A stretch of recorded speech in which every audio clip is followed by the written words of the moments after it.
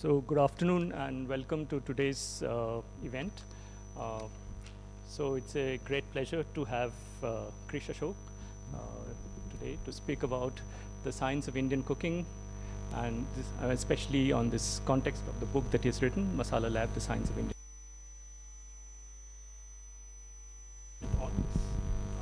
Okay.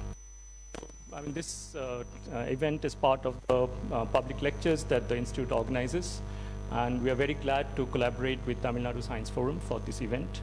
So food is, of course, central to our life, and I mean, there has been knowledge about food preparation for ages, and it has transferred orally from generation to generation. And now, of course, it's being curated online. I mean, there are millions of videos, which, of course, all of us spend time on. But then we would like to really understand that how things are prepared, why some techniques work, why some techniques don't work, why some ingredients mix together and others don't. And so this is the science of cooking and science of food. And this is very much relevant both at the level of home cooking and also at the industrial preparation and so on. And so just to connect to science that we do here at the Institute, so I mean, you know, this Institute has disciplines in physics, maths, computer science, and computational biology. So for example, in physics, there is this division called condensed matter or soft matter, and some of us work on this field in soft matter, and the food is a soft material, and the flow of food, the rheology of food, these are of course of broad interest to many of us. A brief word about the speaker. So Krish Ashok, professionally, or his training is as an engineer. So he works at the Tata Consultancy Service next door in the Ramanujam IT Park, where he's the global head of the digital workspace. He's also an avid musician. Actually, the previous event for which he had come here was for a music event. This was some years back. And we are very glad to have him here now, talking about food, about which he's also passionate and which many of us are also passionate about. So before I hand over to him, I just request Tamil Nadu Science Forum to say a few words.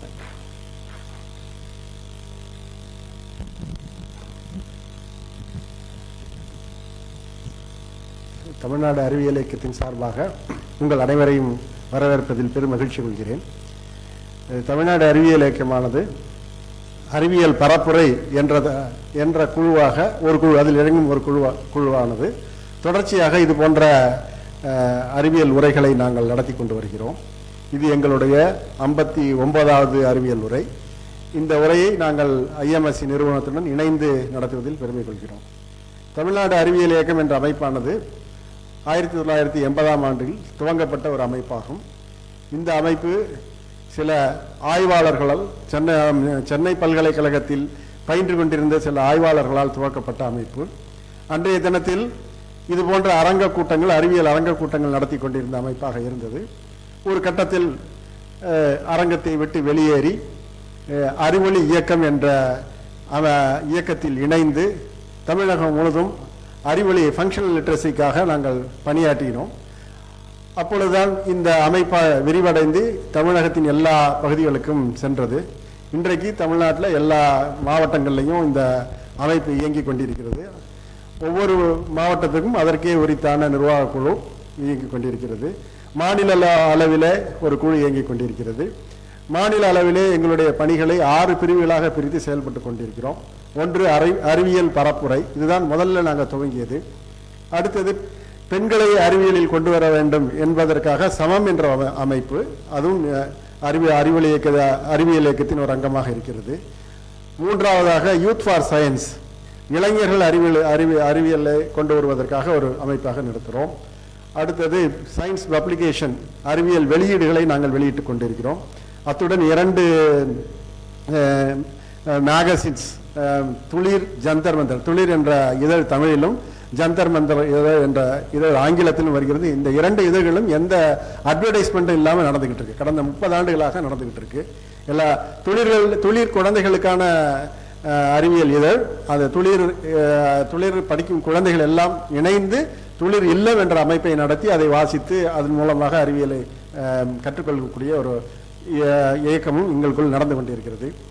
ஆறாவது அமைப்பாக நாங்கள் இப்போது நடந்து கொண்டிருக்கக்கூடிய சுற்றுச்சூழல் பிரச்சனைகள், வளர்ச்சி, சுற்றுச்சூழல், இவை இரண்டிற்கும் எந்த அடிப்படையில் ஒரு ட்ரேட் ஆஃப் காம்ப்ரமைஸ் பண்றது, வளர்ச்சியும் தேவை, அதே நேரத்தில் நாம் சுற்றுச்சூழலும் தேவை, இது ரெண்டுக்கும் நடுவில் எந்த பொசிஷன் எடுக்கிறது. இதுல பல்வேறு குழுக்கள், பல்வேறு கருத்துக்கள் வருது.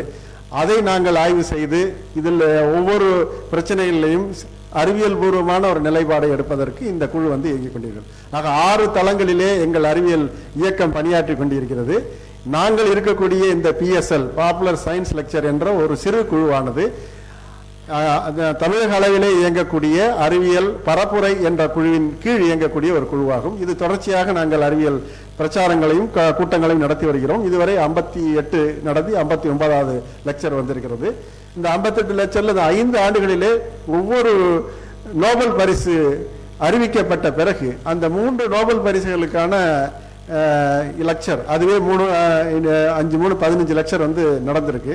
கொரோனா வந்த பொழுது இந்த கோவிட்-19 பற்றி ஒரு 7-8 சீரீஸ், அதில் கோவிட் வைரஸில் ஆய்வு செய்த டாக்டர் பவித்ரா அவங்களை கொண்டு லெக்சர் நடத்தியிருக்கிறோம். இது போல தொடர்ச்சியாக எங்கள் பணிகள் தொடரும். இந்த நிகழ்ச்சி கிறிஸ் வந்திருக்கிறார், எங்களுக்கு ரொம்ப மகிழ்ச்சியாக இருக்கிறது. அவருடைய புத்தகம் ரொம்ப பாப்புலரான புத்தகம். அதோட அவருடைய உரையாடும் பொழுது ரொம்ப இன்ட்ரெஸ்டாக இருந்துச்சு. அவர் சொன்ன விஷயங்கள் எல்லாமே கனெக்ட் பண்ணி பார்க்க வேண்டியிருந்து. இந்த உரையை நீங்கள் நிச்சயமாக என்ஜாய் பண்ணி கேட்பீங்கன்னு நான் நம்புகிறேன். கிறிஸ் அழைத்து.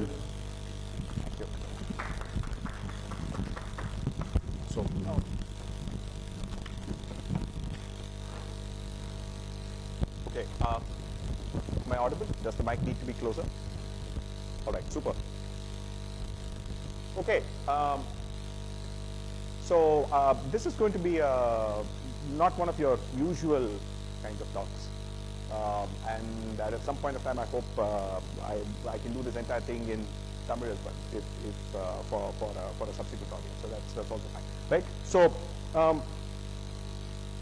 rather than just get into a bunch of slides about what is the science of Indian cooking, how does pressure cooking work, how do spices work, that's that's the usual part. You can read my book for it, right? So I don't have to. This is not a presentation about my book. So I want to start off by waking all of you up and saying that I want to tell you the story of one dish, and then in telling the story of that one dish, I want to cover the evolutionary biology, the biochemistry, physics, neurogastronomy, cognitive neuroscience, and metabolism, a range of subjects just to describe one dish, right? And there's a reason I picked this dish. If you are vegetarian, it's okay, but there's a reason I picked this particular dish, because it had to tell the full story, right? So the dish is chicken curry. It's okay, if you're a vegetarian, you can assume it's paneer, it doesn't matter, but there's a reason why I picked chicken curry, and I will explain why. So the first half an hour will be the story of chicken curry, one dish. Normally, if people will tell you, oh, you heat oil in a pan, put curry leaves, put cumin, put mustard, and then you put the chicken, put the turmeric, and put salt, and put tamarind, and then you make something. I think that's the recipe. Okay? But this is the 2.7 billion year story, science story of chicken curry. Okay, so I'm going to start with that. Right? Quick introduction to myself. I work at TCS full time, but obviously I think we all need to cook and eat. So therefore cooking, I don't see it as a hobby. People say, tell me whether cooking is a hobby. No, I say cooking is a life skill. Right? Much like breathing is a life skill and heart beating is a life skill, cooking is a life skill. I think if there is one skill that all of you can have that is nearly guaranteed and strongly correlated with having a long, healthy life, it's the ability to cook your own food. If you're only going to do Swiggy, Zomato, you will have on an average, I think maybe 5-10 years less of life expectancy, if you will. Okay. So, but outside of music, outside of work, I do music. There's an album of Sanskrit rock, which you can listen to on iTunes and so on. And there is also I've written masala. So back to chicken curry. I'm going to start the story 2.7 billion years ago. Trust me, this is still only a half an hour story of chicken curry. Okay. 2.7 billion years ago, all the life that existed on the planet was single cell life called prokaryotic life. Okay. Let me explain. So these are very basic, not modern cells. These are not even like your modern day bacteria, right? These are very, very ancient in the sense that these are the most archaic forms of life. Okay? 2.7 billion years ago, the only way these cells evolved is that apparently we still don't know. I think what happens is that a replicating molecule like a DNA or an RNA ended up getting enveloped by a fat membrane, a lipid membrane, that is generally considered to be like the origin of life. Right? All of this is murky. We still don't know where it happened, how it happened, but roughly. So it evolved into prokaryotic forms of life. You still see some of them protozoa and so on. But 2.7 billion years ago, it is estimated that one of these cells did something interesting. Normally, what these cells do is that they go find other cells and they evolve mechanisms to kill them. Right? So when one cell kills and eats another cell, that's the fundamental definition of food. It's true of everything you eat. Other than salt, every single thing you eat is another kind of cell. Could be a plant cell, could be a fungal cell, could be an animal cell, but it's a cell nonetheless, right? Either the killing happens in the slaughterhouse in the case of meat, or the slaughter happens in your pan in the case of vegetables. Right? Plants, by the way, are still alive when you cook them. They die only when you actually heat them. When you actually in the pan is when those cells die. Okay? So long story short, going back to 2.7 billion years ago, cells normally just eat other cells. But one weird thing happened. Right? As with most life, these accidents are what propelled evolution forward. One cell ate another cell, and instead of digesting it and eating it and using up all the amino acids and all the other things inside, it decided to keep it alive. Right? Think of it as a consensual kidnapping.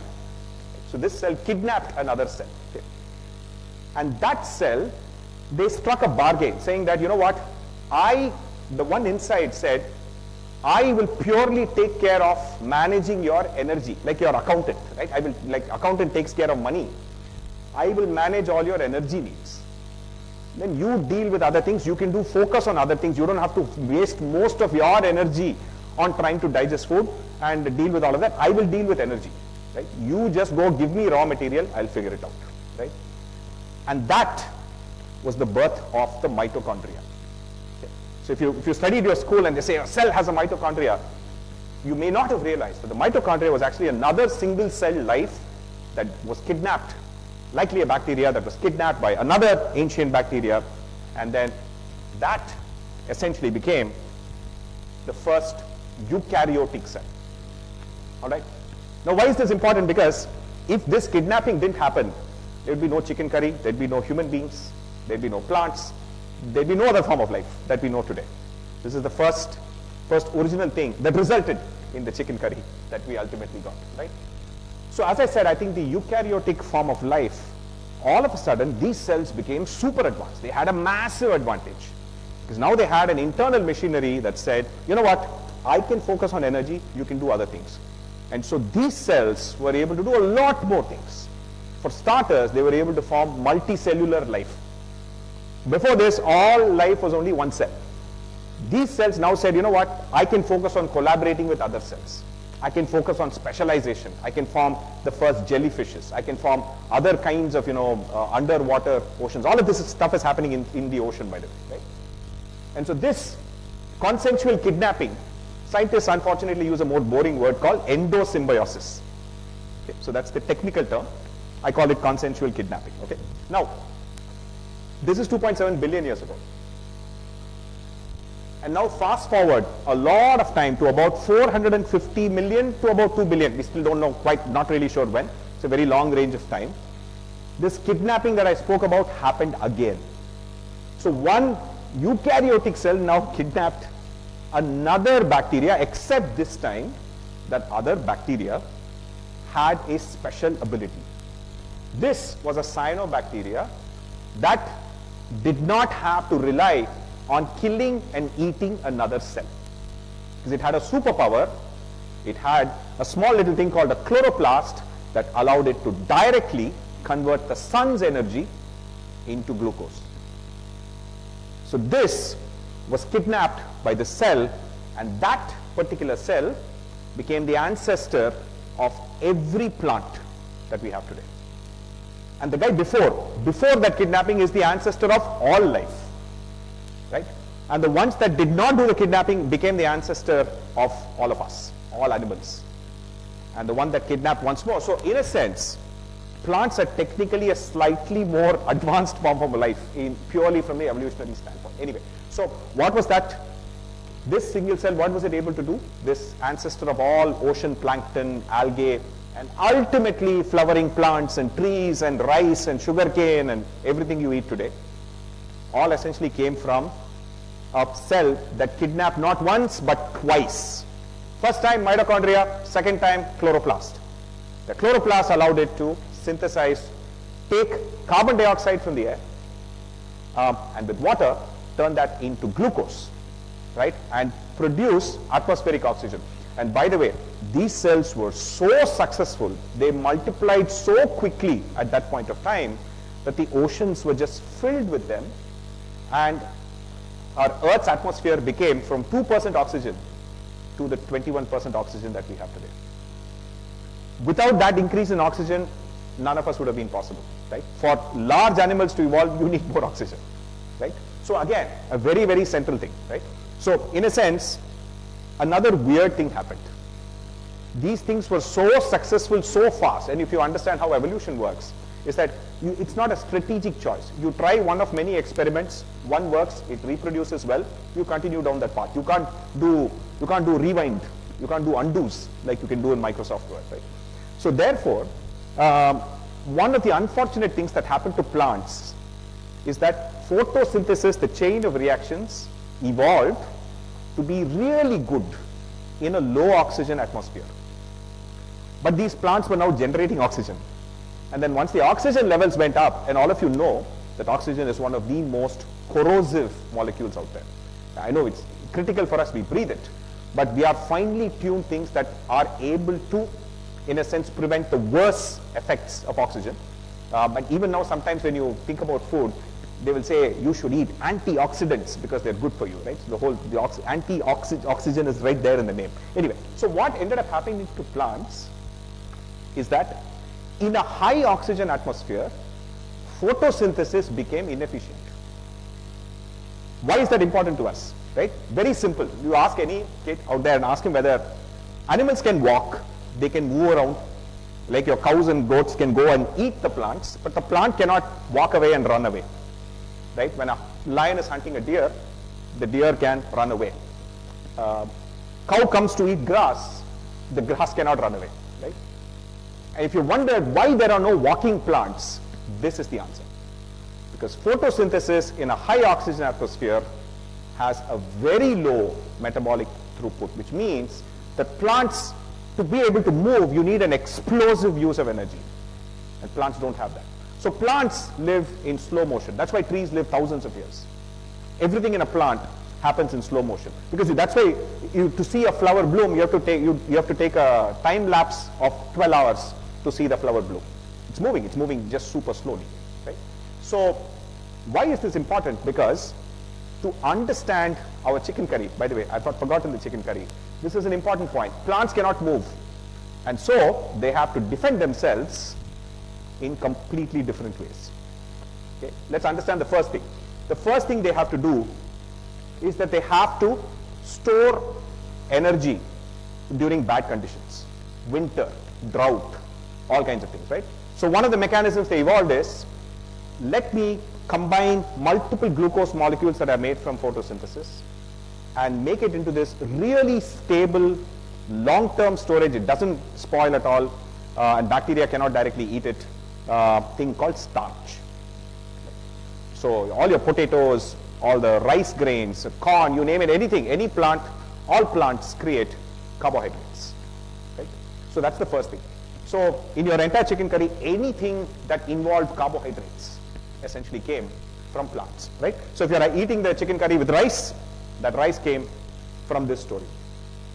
Remember I told you that the plant cannot walk up and run away from predators. So what does the plant do?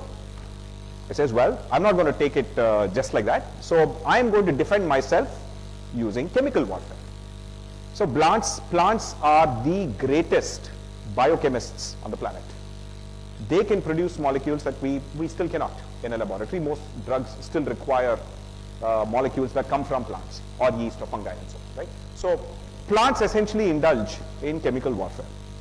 Every time you go to your kitchen and you open a box of spices, you are in effect seeing a bunch of chemical weapons, except that they're not chemical weapons for someone large like you. They are chemical weapons for insects and bacteria and anything else that wants to eat the plant. And every plant has a unique mechanism. I'll give you a few simple examples. Okay? Now, your chili is a great example. Okay? So the chili plant produces a molecule called capsaicin, which essentially tricks the nerve endings in your mouth to think that something high temperature is being eaten. Actually high temperature. That's why we use the term hot to describe spicy, the chili hot, right? But it's actually tricking your brain into thinking something hot. And so your brain is sending you extra blood to your face becomes red, you're sweating more to cool you down. Then eventually the brain realizes, this is somebody's crying wolf. It's not really happening. So which is why the more chilies you eat, you get used to the sense of heat. Your brain won't react as much, right? The second interesting thing that actually happens is the fact that the brain will also assume you must be in pain because it's going to trigger all the pain receptors and so on. And so what the brain does when you feel pain is that it will release neurotransmitters that make you feel happy, right? So there is an endorphin rush every time you eat spicy food. Part of the reason why we're addicted to things that are hot and have a lot of chilies is because the fake pain gives you real pleasure, right? So in a sense, that's the example of the chilies. So what's the other thing you use in your chicken curry? Onion. In fact, the first thing, almost 99% of Indian dishes is heat oil, please brown onions, okay? The onion plant actually comes from a family of plants called alliums, the garlic, onion, leeks, what have you. Even incidentally, roughly even asafoetida, right? So people who say, I don't eat onion, I will only eat asafoetida, are effectively consuming very similar flavor molecules. It's just cheating, in the name of religion. Okay? But what's happening here is that the onion plant essentially has a different mechanism of defense. The onion plant essentially, the moment you cut into any cell in your kitchen, the moment you cut into the onion, if you're cutting it from root to stem, you're less likely to cut into a lot of cells. But if you cut it right across, is when you want to cut right through the cells of the onion. The moment the cells are broken, there's an enzyme that says, okay, looks like we're under attack, time to sort of, get into defense mode. It synthesizes a volatile sulfurous molecule called syn-propanethiol oxide. That reaction is long. Everything in a plant is slow, because of photosynthesis. So it takes about 30 seconds for that reaction to complete, and that volatile molecule comes out of the onion and hits the eye of anyone close to it. And that volatile molecule, when it hits your eye, breaks down into dilute sulfuric acid. So onion is literally doing an acid attack every time you try to kill it. Right? For us, we just rub our eyes, we put a fan, we're able to do that, manage all of that. But an insect, a cow, a goat will absolutely stay away because they cannot tolerate that acid attack. Right? So in a sense, every plant has an evolutionary mechanism to protect itself, and this is where. So the story of every spice is the same, right? And some spices are actually quite literally poisonous, right? Strongly poisonous. Clove is a great example. Clove has one of its flavor molecules is called eugenol, right? And eugenol, 100% pure eugenol, is toxic for human beings. Pretty toxic if you ingest a large amount of it. A tiny amount of it is a very strong antibacterial effect, which is exactly why you put it when you have toothache. Because what it does, it will kill all the bacteria in your teeth. Right? So that's why you use cloves as well. But 100% pure eugenol in large quantities is quite poisonous. Something even more poisonous is nutmeg. Right? One of the active molecules in nutmeg is this myristicin, which incidentally, when it gets into your bloodstream, ultimately is a precursor molecule for a rather popular drug called ecstasy. So the effect that nutmeg actually has is like a milder version of taking the drug ecstasy, which is incidentally why in India, mothers will often mix a tiny amount of nutmeg powder into milk to give to children who cry a lot, because it literally makes them high and quieter. Right? So therefore, but if you eat enough nutmeg, you will feel sick. So that's why nutmeg will also say, please be careful, please add a very tiny amount. Because it is, so essentially every plant has a different defense mechanism, and plants trying to protect themselves is literally the fundamental definition of a spice, right? Because what you want, spices are fundamentally not about taste. That's the first thing. Spices are about aromas, right? We think they're about taste, but we don't smell with our tongues, we smell with our noses, right? So if you have a cold, that's why most food will taste bad, because you can only taste sweet, salt, bitter, and so on, but not really all of the 10,000 different smells that you get from spices, right? So this is the chemical warfare part, right? So now we've got all the plant ingredients. You've got your, what all did we get from plants? Let's assume that you used sesame, right? And you crushed the sesame and got the fat, so that's your oil. You got the onion, you got the garlic, you got ginger, you got turmeric, and you got cumin, coriander, right? And all the other, maybe some fancy spices, you know, your cinnamon and all these other things, right? So you got all the spices you need for your chicken curry, right? Including even things like tomatoes, right? So fun thing about tomatoes is that tomatoes didn't exist in India before 150 years ago, right? They arrived, they were discovered in Mexico, and the Spanish introduced them to Italy. Italy didn't have tomatoes. Now we associate tomatoes with Italian cuisine, but they didn't actually have them. And then they made their way to India, and they were cultivated along with potatoes and other things only in the late 1850s at scale, right? So there was no tomatoes in Indian food before that. Okay, so this is the story of all the plants. Okay, now we need to get to our other ingredient, which is the chicken. Okay, to get to the chicken, if you're wondering why there is a photo of an actual asteroid hitting the Earth, and this actually happened about 65 million years ago, right? While you may not necessarily be familiar with this, you might be familiar with a movie called Jurassic Park, right?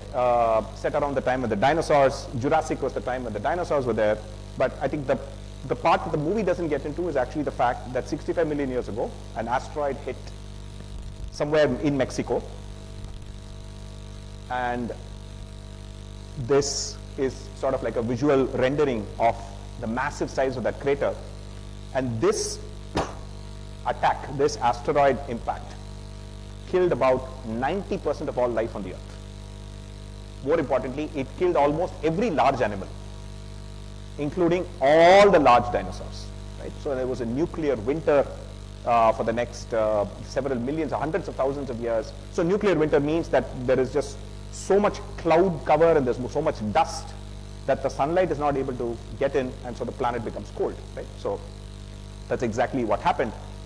So a couple of things, interesting things happen. What happens when the Earth becomes very cold? Reptiles cannot survive because they are cold-blooded. So mammals, on the other hand, can survive because they are warm-blooded. They need to keep eating all the time so as to drive that metabolism, but we are warm-blooded, so we're able to survive in a colder planet, right? Reptiles, large reptiles, very few reptiles survive. You can see some of them, you know, small lizards, you can see turtles, you can see crocodiles survived, and so on. But more importantly, another category of reptiles also survived, the ones that could fly, right? And the ones that could fly, anyway, so everybody thinks that dinosaurs kind of look like this, right? So this is usual artist rendition of what a dinosaur looks like, but scientists now believe they actually look more like that.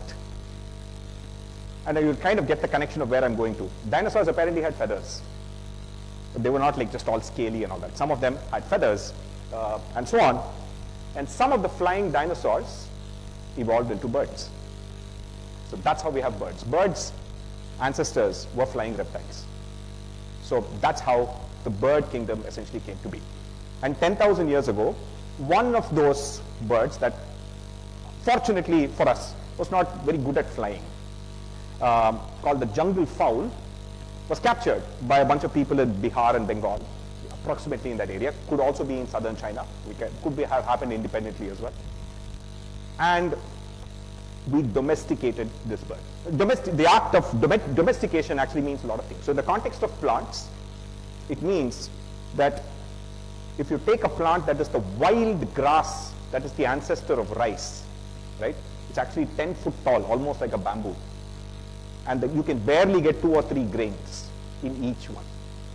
The act of domestication for a plant is to take that one, keep growing it, and see if any of the offspring are giving you more grains and are also shorter. Then you say, no, you know what? I'm going to discard all the rest of them. I'm going to reproduce these till I get the rice that is able to give me this much rice from a single plant and is also only this short. That's how we domesticated plants. With animals, it's very similar. Capture a bunch of jungle fowl. First they discover that, oh, by the way, the eggs are absolutely delicious and so nutritious. The meat is also absolutely perfect. Not very good at flying, so let's get even further. The original jungle fowl, pretty violent, etc. So within a population, you find the ones that are very docile, human-friendly, not great eyesight. That's how we domesticated dogs. Dogs are basically dumb, low IQ wolves. That's basically what they are. So we picked all the characteristics that make it useful for us from the wild version, and that's exactly what we did. So we ended up with what we call the modern day chicken, right? And so that, every time you eat chicken curry now, you know you're eating something that descended from the dinosaurs. Okay. Now, so this is how you see the connection, right? So now this chicken, we kind of spoke about carbohydrates, right? Plants, because they don't move, it does not make sense for them to invest in making bodies out of protein. Remember, carbohydrates are relatively simple molecules. So you can put one glucose, create a big polymer, you get starch. Okay. Just different ways in which you polymerize, you get different starches. Cellulose, hemicellulose, pectin, all the rest of that stuff, right? Some we can digest, some, only a cow can digest. But if something has to move, it needs a different body. It needs a body that is flexible. It needs a body that can stretch, a body that can bend, the body that can squeeze. And you can't do that with starch and carbohydrates. So essentially you need protein, right? So muscles are made of protein because these are large molecules that have large complicated shapes that can take different forms based on based on physical activity and other enzymatic activity and fuel and so on. And so that's how essentially bones and tendons and connective tissue and muscle evolved. And in the context of food, you kind of know therefore why meat tastes the way it does, right? Plants, vegetables have a firm texture when they're fresh, and your meat actually has a softer texture, right? Plants become soft when cooked, meat becomes hard when cooked, right? So these are all the sorts of distinctions because you can now trace back every single one of this to the first cell that kidnapped that chloroplast and the mitochondria 2.7 billion years ago, right? So now we've got the ingredients. So we got the sesame oil, we got all the spices, we got the curry leaves, we got the cumin and coriander and cloves and pepper and all the rest of these things, right? Chilies and so on. And then we now got the chicken as well, right? We got the protein, we got the carbohydrates, we got the spices. And obviously you need salt. Salt is the only inorganic substance that we actually eat and absolutely essentially require. So we got that from the oceans. And essentially, we've now got to the point where we've prepped everything, we're in the kitchen.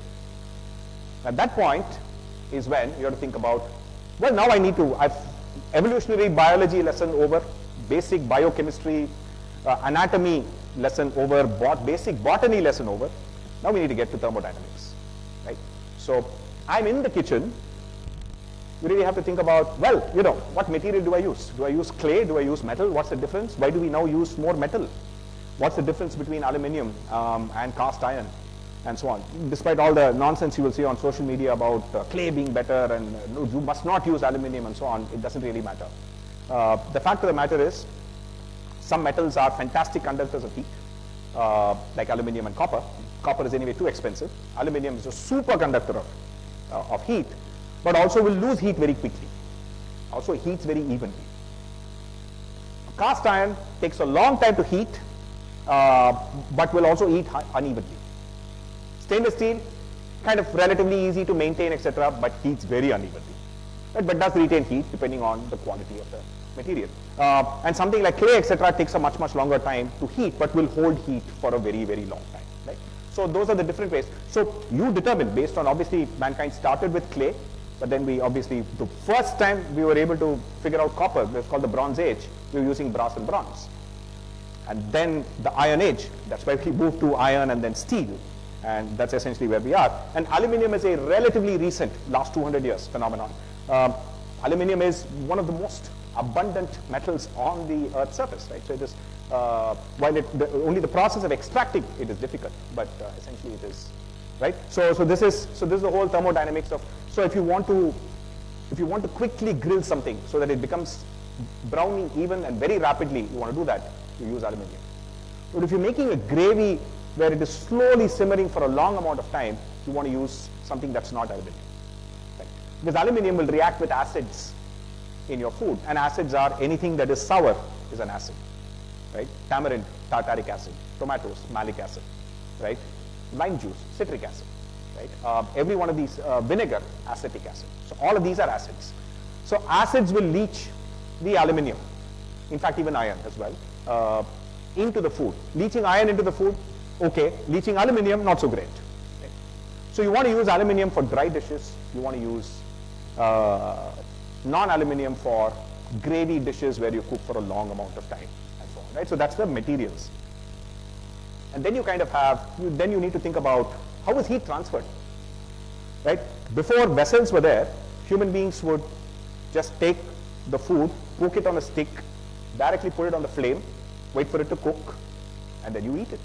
So that's essentially how they cooked. Hello. So that is direct transfer of heat, right? But the interesting thing is that when you keep a metal, the heat is transferred from the metal to your food via something called conduction. When you cook something in a gravy, when you're making sambar, kodambu, chicken curry, etc., the heat is transferred via conduction only to the bottom part of the liquid. The rest of the food is getting heated by the liquid water around it. Either water, or when you're deep frying something, the medium is fat. The difference between fat and water is that fat has a high smoke point. So you can cook food at like 180, 170 Celsius. Water, as long as it's liquid, will not cross 100 Celsius because that's the boiling point, right? So therefore, when you want to cook at very high temperatures, you deep fry. That's why you use only fat. When you want to cook at low temperatures, you use water, right? Now, and this medium of heat transfer is called convection. Okay. Now, again, for very simple, it's, you might have realized, when something is at 100 Celsius, when a metal, when one plate or a vessel is at 100 Celsius, if you touch it, your hands will burn. It'll actually, your hands will burn, right? If you put your hand inside water that is boiling around 100 Celsius, you will get slightly burnt, but it will not be as bad as touching the metal, right? But if an oven says 100 Celsius and you put your hand inside, you won't feel anything. It will just feel mildly warm, right?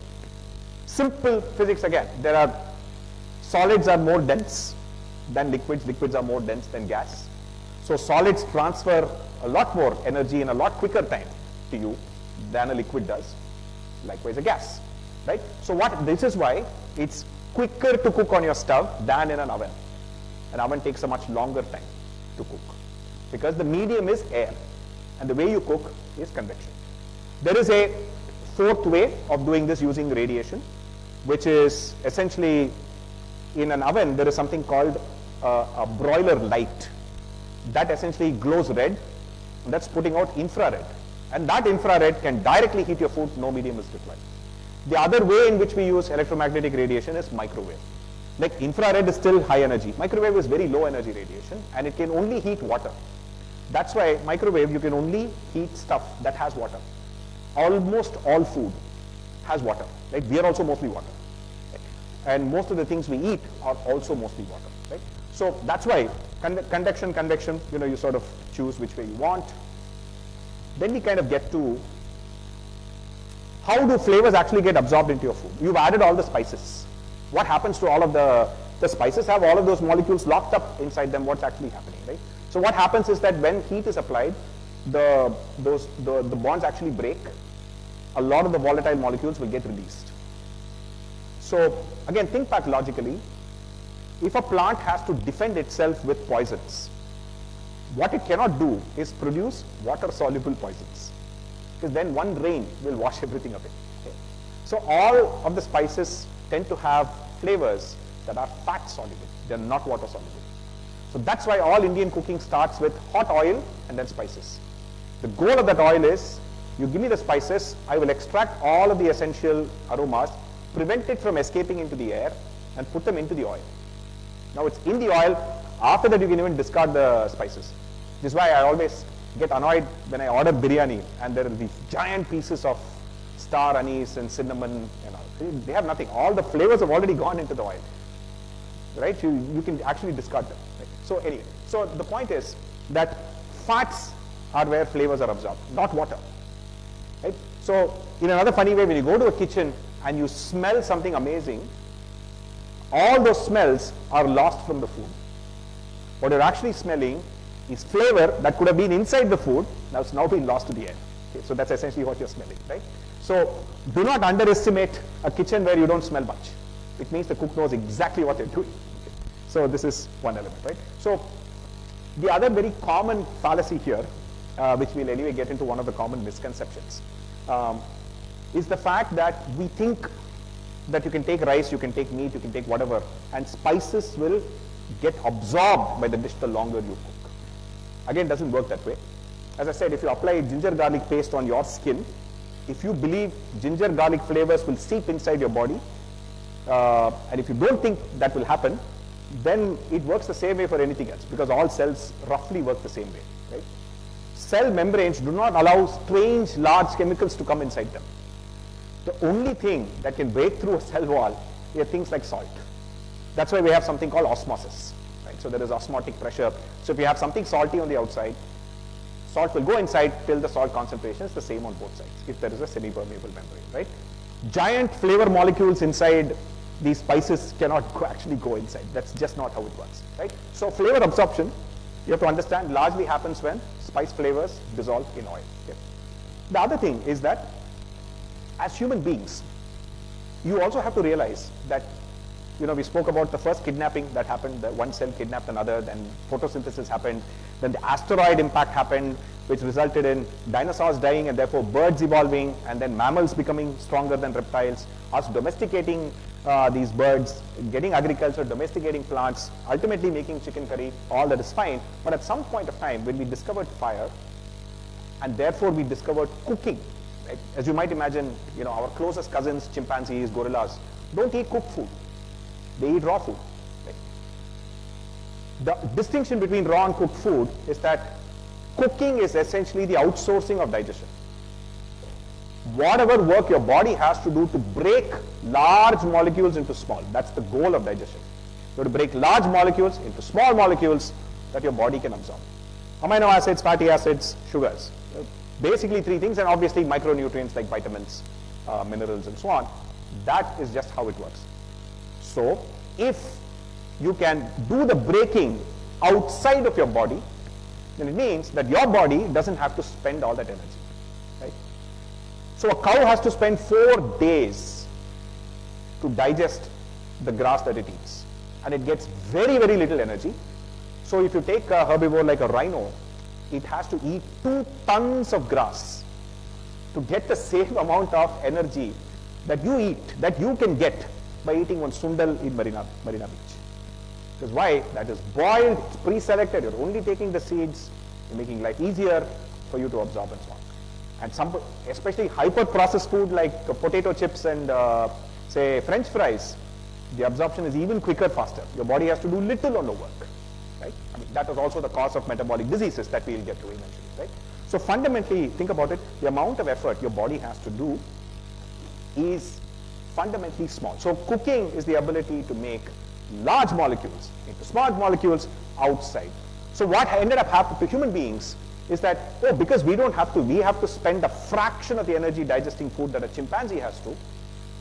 Our brains evolved to be much bigger because your body can focus on two other important things, reproduction and brains. So human beings outpopulated chimpanzees 2-3 million years ago. Simply because they were cooking food, so they were able to focus more on reproducing. Their population grew faster, and they were also able to coordinate and build better tools and so on, right? A chimpanzee infant and a human infant. A chimpanzee infant is 10 times smarter than a human infant when it comes to logic problem solving. There are enough videos on YouTube you can watch. But then by the age of 5 or 6, humans outperform chimpanzees in no time, right? That again is because of another reason. Because human babies are actually significantly born prematurely, and human babies are completely helpless for years, whereas a deer has to start walking and manage itself literally a few minutes after it's born, right? So those are all the advantages of human beings and so on, and cooking has played a significant role in doing that, right? Now we come to the other element of flavor, which is that any time the color brown is seen in the kitchen is when flavor happens. Okay. And here's the funny thing, brown only happens above the boiling point of water. Brown only happens when proteins react with sugars at temperatures at 110 and above, which means you can't have water. So only when things are dry on the surface is when things become brown. And that's a reaction called the Maillard reaction. And every time that happens, you produce a spectacular range of flavors, right? That's why your chapati is brown. That's why your coffee is brown. That's why chocolate is brown. And in a very bizarre, dark way, it's also why we age.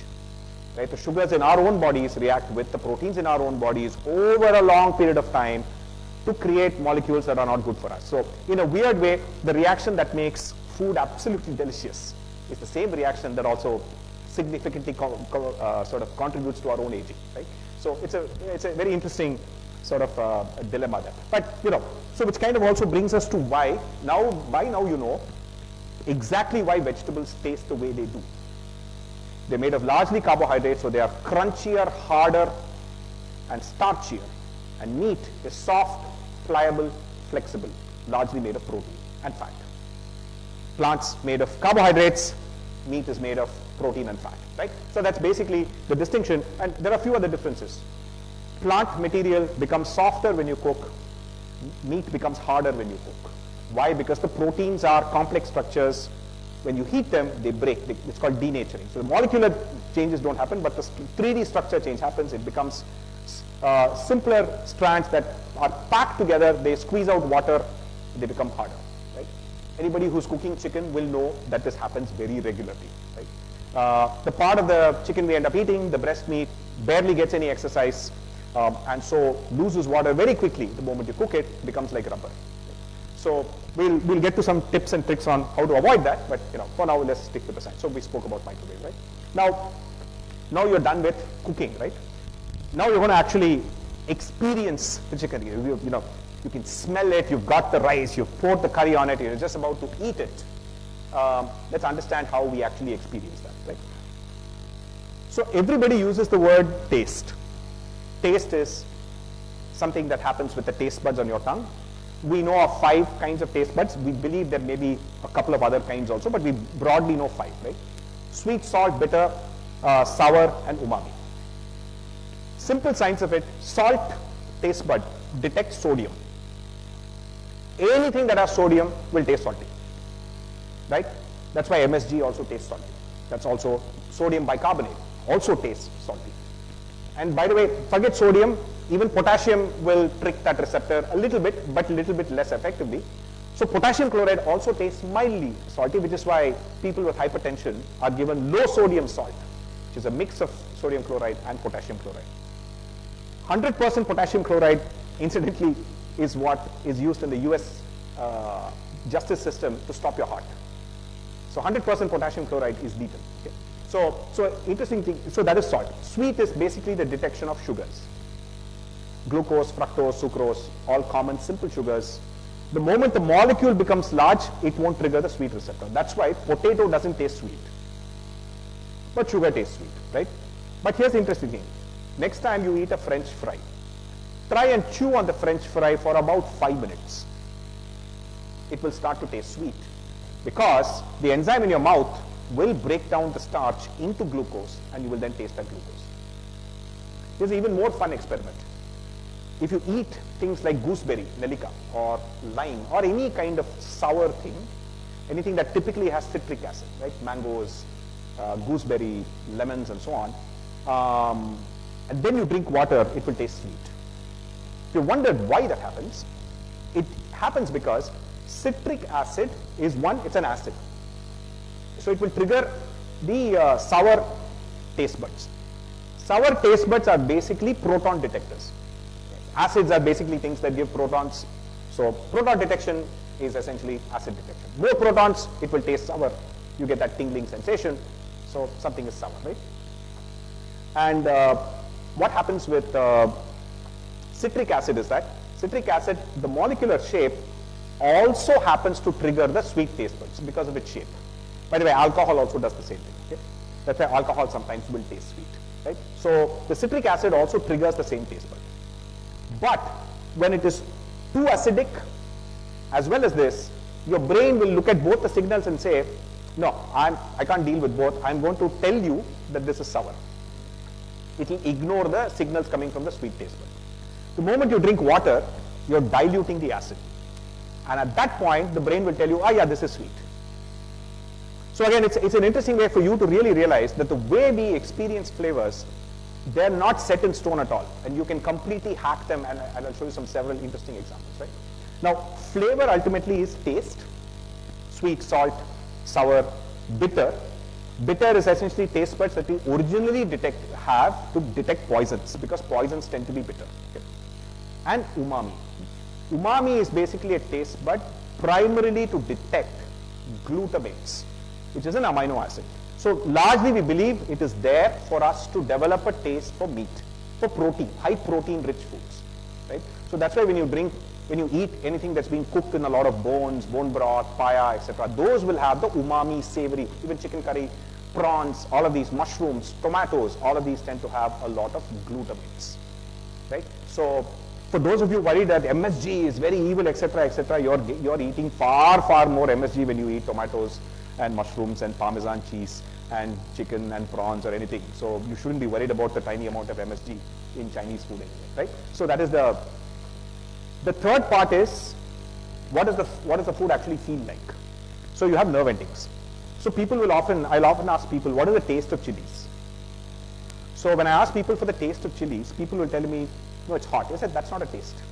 Taste is only sweet, salt, sour, bitter, umami. That's it. Only these 5 things are tastes. So what is the thing that gives the sensation of hot? That's one thing. So the taste of a chili is actually bitter. Why? Because anything that is green in color will be bitter. That's just the way it is, right? Any leaf, any kire, any palak, the reason why kids don't like it is that at the end of the day it is bitter. We then add oil and add other things to make it palatable, but basically anything green will be bitter, right? In varying degrees. So chilies are actually bitter. Okay?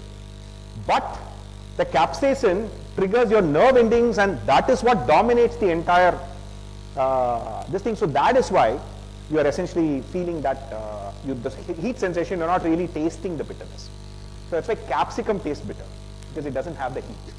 So you only taste the bitterness, right? So the other interesting thing is that mouthfeel also means things like, is it crispy? How much water does it have? So that again is an evolutionary way in which we detect the difference between a fresh fruit and a rotten fruit. So anything is crunchy, it is tastier. Anything that is soft is more likely to be rotten, and it might cause food poisoning. So it's a conditioning. So that's why we have a preference for crisp potato chips versus a soggy potato chip. Although chemically they're both the same, we can still tell the difference between a crisp potato chip and a soggy potato chip, right? Now, the last element is that if you think you taste only with your tongue, no. You have taste buds all through your digestive system, right in your small intestine as well. That this is precisely why one of the interesting things that happens is that for people who are using artificial sweeteners, right, like your sugar-free, if you're diabetic, I think it's absolutely fine, it's necessary. But if you're using sucralose, if you're using aspartame and acesulfame and any of these other sweeteners, think about what's actually happening. The molecule is designed to fit into your taste bud here and say, oh, this is amazingly sweet. So the brain is being told, in about half an hour, you're going to get so many calories. Be prepared, right? So if your cells in the intestine are like waiting for the buffet to arrive, and then this arrives, and they're like, I've been cheated. So I did not get any calories from this. What nonsense is this? So it will then trigger the brain and say, eat more, right? So part of the problem with long-term consumption of these kinds of sugar sweeteners is that you end up having cravings. You end up going eating other things, right? So, and also what ends up happening is that much of the food you eat is also feeding your gut bacteria. And if you continue eating things that your gut bacteria cannot eat, they will also die, and that also causes other problems. So anyway, so long story short, you taste, there are taste receptors all through your body, right? And by the way, because how do you know chili is actually a nerve ending thing? Which is why if you rub chilies on your hand, it will burn. The same nerve ending is here that is there inside your mouth. That's why it burns everywhere, right? So that's how chilies work. Now the interesting thing is that there's something called a pepper spray that, you know, often be used as self-defense, typically by women, you know, attacking them, you know, you spray that. It's essentially concentrated capsaicin from chilies. Why do you think that is used? And not something like, say, you know, sulfuric acid or something, right? Because capsaicin is a remarkable molecule that you can disable that person, because the eyes, the nerve endings will think the eye is on fire and shut everything down, and then 10 minutes later the brain will say, this seems okay, and the guy will recover. So this is a way to incapacitate a person without actually harming the person. So that's why we use chilies. Here's another use of chilies you might not have realized. When you apply Iodex, Amrutanjan, any of your pain relief balms, Tiger Balm, etc. Next time you see Tiger Balm, please see the ingredient list. It will say capsaicin extract. It is again literally concentrate capsaicin from chilies. What does it actually do is that it really irritates the place where you have a pain. The nerve endings are now saying, I'm having some pain, so I'm inflamed. Now this guy is putting some chilies there. So the brain is like, okay, now I have two sources of pain. What should I focus on? Let me focus on the chili pain. So it will focus on the chili pain, and then it will realize that, oh, that's not really a pain. It will give you some temporary relief. So this is a classic example of something that actually does not fix the problem at all, but it's a way of really distracting. These are called counter irritants. So that's a category of medicines called counter irritants that use. So every time you take, when you drink ginger to soothe your throat, you're not soothing your throat. The molecule in ginger is irritating your throat in another way, that is confusing your brain into thinking there is another problem that I have to solve. So it spread its attention, so you see a temporary relief in your actual pain while it's dealing with ginger. Half an hour later, it realizes the ginger thing is a fake problem anyway. Then it will start focusing on your pain. So that's why all these Inji tea and all of that stuff is only temporary relief. It doesn't really fix any of your problems. Okay. So fermentation is another element. So fermentation again is more remarkable human ingenuity in saying that, okay, I'm going to use cooking to break down molecules. But I can only do so much because it's crude. You know, you can heat something, you can squeeze some acid, you can do cut vegetables, you can only do basic things. But if I can somehow tame and domesticate some bacteria and fungi friendly to me, they can do molecular gastronomy because they can make changes at a molecular level that I cannot do with cooking. Because the lactobacillus that you add to milk can go change the structure of the milk. It can eat all of the lactose, convert it into lactic acid, which makes curd yogurt, and also cause all of the casein proteins to curdle up so that you get thick curd, lasts much longer, otherwise milk would spoil. Or I can ferment something like grains, create a lot of air bubbles to bake bread, or the same thing with idli and so on. All of that means that I'm now not only domesticated animals, I've not just domesticated plants, we've also domesticated microbes.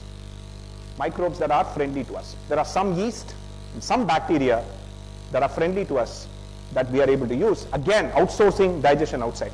And by the way, because they operate at a molecular level, they can unlock a lot more things. So the urad dal, before it was made into idli, gives you very little nutrition, micronutrients, particularly vitamin B, certain essential amino acids. The moment you let the bacteria loose on it and it ferments it, a lot more amino acids, a lot more umami, a lot more glutamates, all of these things are released. And that's why idli is generally more digestible than just a raw urad dal, right? So that's why your idli is relatively slightly more healthier than your vada. Okay. So Now comes the really interesting part. Okay. The interesting part is this. The interesting part is that all of this is very straightforward science. You know how your body works, you know how taste buds work, you know your nose is able to detect 10,000 different aromas. It can tell the difference between the aroma of a clove versus aroma of cinnamon and so on. But it can also be completely fooled. Right? So, and that is very important for us to understand. Right? So the sound of food also plays a key role in how you perceive flavor. Okay? So every one of you has been on a flight and eaten food in a flight. You will know that the food in flight will always taste bad. We wondered why. I mean, of course, it's some Taj cook who's making fantastic food. Why does the food in an airplane taste bad? The answer is actually engine noise. So it turns out that unless you can hear the sound of you eating into crispy food, your brain will tell you that this is not good food. This is not high flavor. Right? So what ends up happening in an airplane is that the amount of white noise is so high is that you cannot really appreciate crispy foods. The second thing that happens is that the air pressure in an airplane is much lower than that of your at sea level. Although it is a pressurized cabin, they to save money, they don't keep the pressure at atmospheric pressure. It is still lower than your sea level, atmospheric pressure that's or at sea level and so on. At low pressure, your taste buds don't work very well. And here's the really funny thing. Okay? Your sweet and salt taste buds don't work very well, but your umami taste buds work much better. So if you want to really enjoy airplane food, don't order vegetarian. Airplane is where you will enjoy the chicken curry or the prawn or any of these other things, because anything that is high on umami is going to taste better inside a plane. And again, don't try and order things that are crispy, because the engine noise you can't hear. If you want to enjoy food, here's what you do. Get a noise cancelling earphones when you're eating food in an airplane. You will find that the food actually tastes better. So, the interesting thing, that if you look at the global sales of tomato juice, 70% of tomato juices are consumed in flight. Why? Because on the ground it is too sour, too salty. But because you can't really taste too sour, too salty, at that, it's just right. So the most common cocktail in a plane is Bloody Mary. Nobody orders Bloody Mary on the ground, right? So so sound plays a very key role in how you appreciate food. The other thing is actually interesting association is color. Over the years, our brain associates green with bitter. The moment you see anything green, it's bitter. In fact, kids, they see anything green on their plate, they will take it and keep it aside. They just know, it's evolutionary conditioning. They know it's going to be bitter, right? So they will just keep it aside. So you want to give them vegetables that are not green. That's why potato, carrot, and things like that. Or deep fry that vendaka till it is absolutely black, then they will eat it. So that is how you get kids to eat vegetables. Okay? So green is associated with bitterness. Yellow is associated with sourness. Okay? And red is associated with sweetness, and brown is associated with savoriness and umami and so on. Right? So this is again something that restaurants and others regularly use to hack your brains. So they can use ambient lighting in buffets, in restaurants, to make it, to highlight certain tastes. Right? So here's a classic example. If you are someone who's looking to reduce your sugar consumption, saying that, oh, I'm afraid I might be pre-diabetic and so on, I want to consume less sugar, but I can't enjoy my coffee and tea without that sugar. It's very interesting. Change your white cup to a red cup. If you drink coffee or tea from a red cup, researchers have found out that it tastes sweeter than it actually is. So you can get away by adding lesser sugar. So you can reduce your sugar by half, but use a red cup, and the red color amplifies the sensation of sugar. So that's how they are so delusional in our brains that they can be hacked that easily. So color is another interesting way in which you can hack your entire thing. Shape is another very weird thing that we've discovered, right? Again, all this is evolutionary. Okay? Straight shapes tend to taste less sweeter than rounded and curved shapes. So and this was famously enough, some of you here are young, so all of you have had Cadbury's chocolates, dairy milk. Okay? So we've had dairy milk chocolate. Have you seen the shape of the dairy milk chocolate? Each one is now rounded. But those of you who are older, like me, will remember that in the 1980s and 90s, dairy milk was not rounded. It was dead straight shapes. Okay. At some time in the 2000s, they changed, and the change had to do with cost. Okay. So those who have, since we are at the Mathematical Institute of Mathematical Sciences, you know, the given volume of something that is with straight lines tends to be more than something with curved lines. Okay. So if it's curved, you can save a little bit of volume. So Cadbury saved millions and millions of pounds by making the shape slightly rounded but keeping the overall dimensions the same. So they actually, at scale, they saved a lot of money. Right? So because it was a bad economy and so on, and that's all they did. They did not change the recipe. They just changed it to a rounder shape. Thousands of people in the UK wrote to Cadbury and said, "We hate the new dairy milk. It is too sweet. Your earlier one was perfect." And they were like, "What? I mean, no, we have not changed the recipe. It's exactly the same. All we changed is the shape." And then eventually research found out that straight line shapes don't trigger the sweet receptors as well as rounded shapes do, right? And so therefore they had to adjust, they had to cut down the amount of sugar to adjust it so that it now has the same kind of flavor as the previous one, right? So what is amazing is that this actually happened to Cadbury's dairy milk. And again, you can also kind of see, if you make sweets that are rounded in shape, you can get away with adding relatively less sugar, right? Part of the problem with Indian sweets, all your kaju, katli, everything are all angular shapes. They all have like insane amounts of sugar, right? So this is something we have to tell all our sweet guys to really change.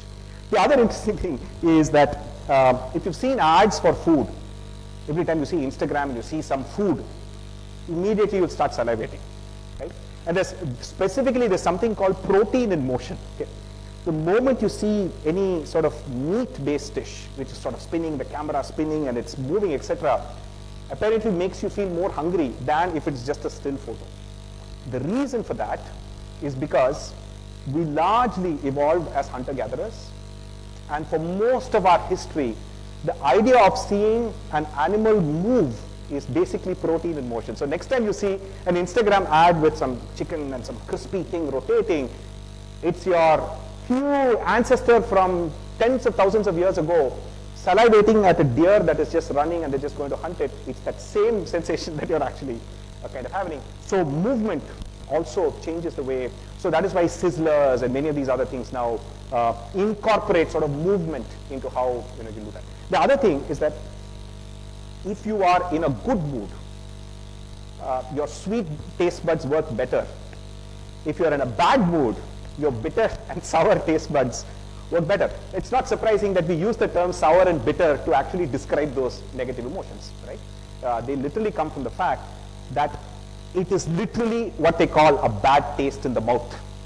It's literally quite metaphorically the same thing. So on the day when CSK wins a match and you eat some food, it will taste sweeter. Right? On the day they lose, it will actually genuinely taste more bitter and sour. Right? So this has been, again, so this is, so it's quite interesting. So all of this also means that you can prime yourself to change many of your eating behaviors. Right? For example, using a smaller plate. Right? If you go to a restaurant, buffet will have a smaller size plate than the plate they keep on your table. Because people feel guilty about going second time. So smaller plate, people eat smaller amounts. You can use the same technique at home. Actually, if you buy yourself, you want to eat less, the simplest hack you can do is get smaller plates. Right? And so the other thing is colors. You can prime yourself by using a red plate. You can automatically prime yourself to find more sweetness, etc., and reduce the amount of carbohydrates and increase your protein intake. Right? If you use a red plate, for example. Right? So these are many ways in which you can prime yourself and so on. And watch out. So here's an interesting thing. When you actually bite into a potato chip, okay, that sound is actually, by the way, incredibly loud. Don't quite realize it. It can go up to 100 decibels. When you crunch into a really crisp potato chip, the inner sound is sometimes over 100 decibels. And it travels via the bone. Right? So even people who cannot hear can still taste crispness because they can feel it through the bone. right? So many of those frequencies travel through the bone. Now, what is really fascinating is that your hearing associates high frequency noises with freshness, low frequency noises with something else. Okay?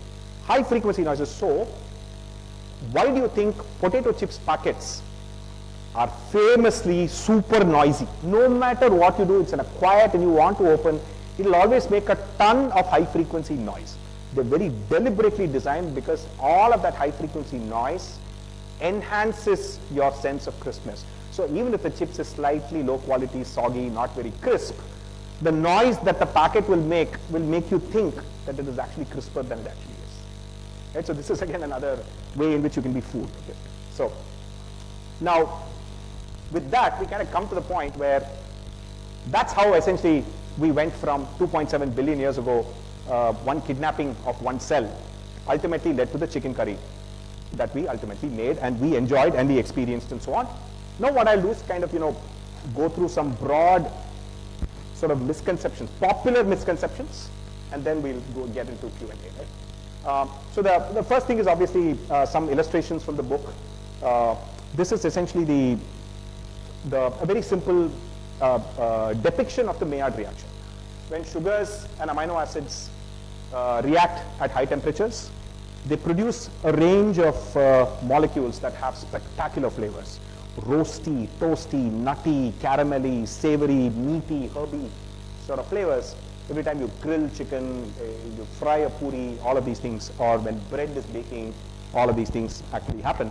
And so as I say, right, so as you can see, those things that are walking away sad at the bottom are water molecules. So water is lost in this reaction, and then this is what actually happens. So reducing the reaction, right? So now, a couple of other interesting things that happen, right? Many of you might be students, and the best way to boil an egg is actually to use a steam rather than put it in water, because it's a more gentle, more consistent way of actually boiling eggs, right? And you have to remember that protein cooks at a lower temperature than carbohydrates. If you ask people what takes, whether meat cooks at a lower temperature or vegetables, they immediately say vegetables. No, it's wrong. Starch actually cooks at a higher temperature. In fact, red meat cooks at an even lower temperature because the reason chicken has to be cooked at a high temperature because it may have salmonella, and you need to kill salmonella. On the other hand, pork and beef, etc., can be cooked literally at 50, 52 Celsius. That's why you can have rare steaks and so on, right? So egg proteins start setting at about 62 Celsius. The yolk and the white set at different temperatures. So somehow you have to get the temperature between 62 to 66, or you will end up with the classic Chennai mutta biryani egg, which is literally inside will be green. You know what is the green color when you see a boiled egg? That is ferrous sulfide.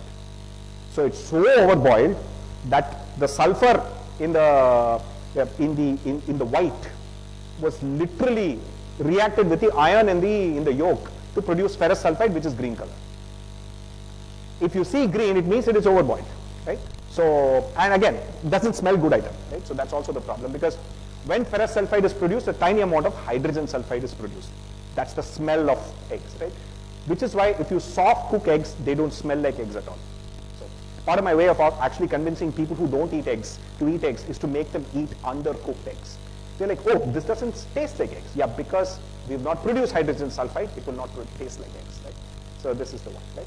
Now, another interesting tip, you want to make the most amazing omelette of your life, add salt to the eggs and wait half an hour.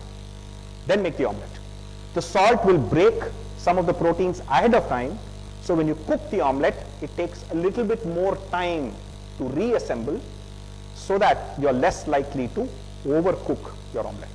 So you get a super soft textured omelette as opposed to a rubbery texture if you actually add salt half an hour, 15 to half an hour ahead. Right? So this is how capsaicin works. These are all illustrations that I've done for the book as well as the in media and so on. Right. So a couple of other ways of thinking about food is broadly that people tend to think in terms of recipes. And as a software guy, I realized that no, that's not a very efficient way to think about food. I would rather think of them as algorithms. So if I essentially say that just say 6 broad examples, right? One is a basic North Indian makhani, bhuna, kurma, chettinad, malabar. And that's how, there is an oil tadka, you pick oil. If it is Kerala, you put coconut oil. If it's Tamil Nadu, you put sesame oil. If it's Bengal, you put mustard oil, right? That's really all that matters. So here's the interesting thing. In India, you choose the right regional fat and those spices. No matter what you do afterwards, it will taste of that region. Okay? So you can take any recipe you want, but if you start with coconut oil, curry leaves, ginger, garlic, cumin, etc., it will taste Kerala no matter what you do afterwards. Right? Same thing with if you take sesame oil, kalpasi and red chilies, fennel, sombu and all of that, it will taste chettinad no matter what you do after that. So you can take any dish from anywhere and convert it to your local region by just changing the fat and the spices. It doesn't really matter. So the other thing is that you can have different spice powders mixes, right? So each of these will give a different set of aromas and so on. And this is an algorithm for how you make the Tamil Nadu famous variety rice, which is you pressure cook the rice, you make a flavor base, you add spice powders, add the cooked rice, salt and tadka. That's it, right? Any combination. And to do that. Pulao, only difference is that you have to cook the rice along with the flavors. Whereas in variety rice, you cook the rice separately and then you mix. That's sort of like the difference, if you will, right? And this is basically the dal algorithm, right? Basic dal, sour dal, kootu is also a kind of dal. Sambar is also a kind of dal. Right? This is yogurt gravies. If you whisk your yogurt with rice flour in South India, gram flour in North India, and then you can get a basic morkorambu, pulisheri, or an elaborate Punjabi curry. Same principle. And you can go one step ahead. So this is actually there on Google Sheets. This is a complete chutney recipe generator. Right? So a chutney is made up of cooked ingredients, raw ingredients, nutty stuff, herbs, salt, acid, sweet, tempering. And you can hit Command R and to generate a chutney recipe if you're feeling lucky, if you will, right? So that's basically the so don't be restricted in terms of how you think about, I must only follow my mother's recipes or my grandmother's recipes and so on. So there's so much experimentation that you can actually do if you think in terms of these large boxes. Right? So I once made a rasam, and this is how I made it, right? It might seem very alien to you. What I did, it's there on YouTube, you can watch it. So what I did is that I took apple cider vinegar, added water, and to that I added a bunch of spices, typical spice powders, coriander, chilies, curry leaves, asafoetida, and boiled it. And then I added green apple juice, right? Green apple juice, and then a few pieces of actual green apple, and then tadka at the end. And I sort of gave it to my mother and said, ask her what do you think this is? She said it's like a rasam, right? Then I asked her that, do you like vinegar? She said, no, I hate vinegar. I said, this is made with vinegar. Because it turns out that acids are acids. It doesn't really matter. Your taste buds deal with it the same way. Whether it's tartaric acid or acetic acid or malic acid, only strength, pH level matters. Okay. Otherwise, it doesn't really matter as much. Okay.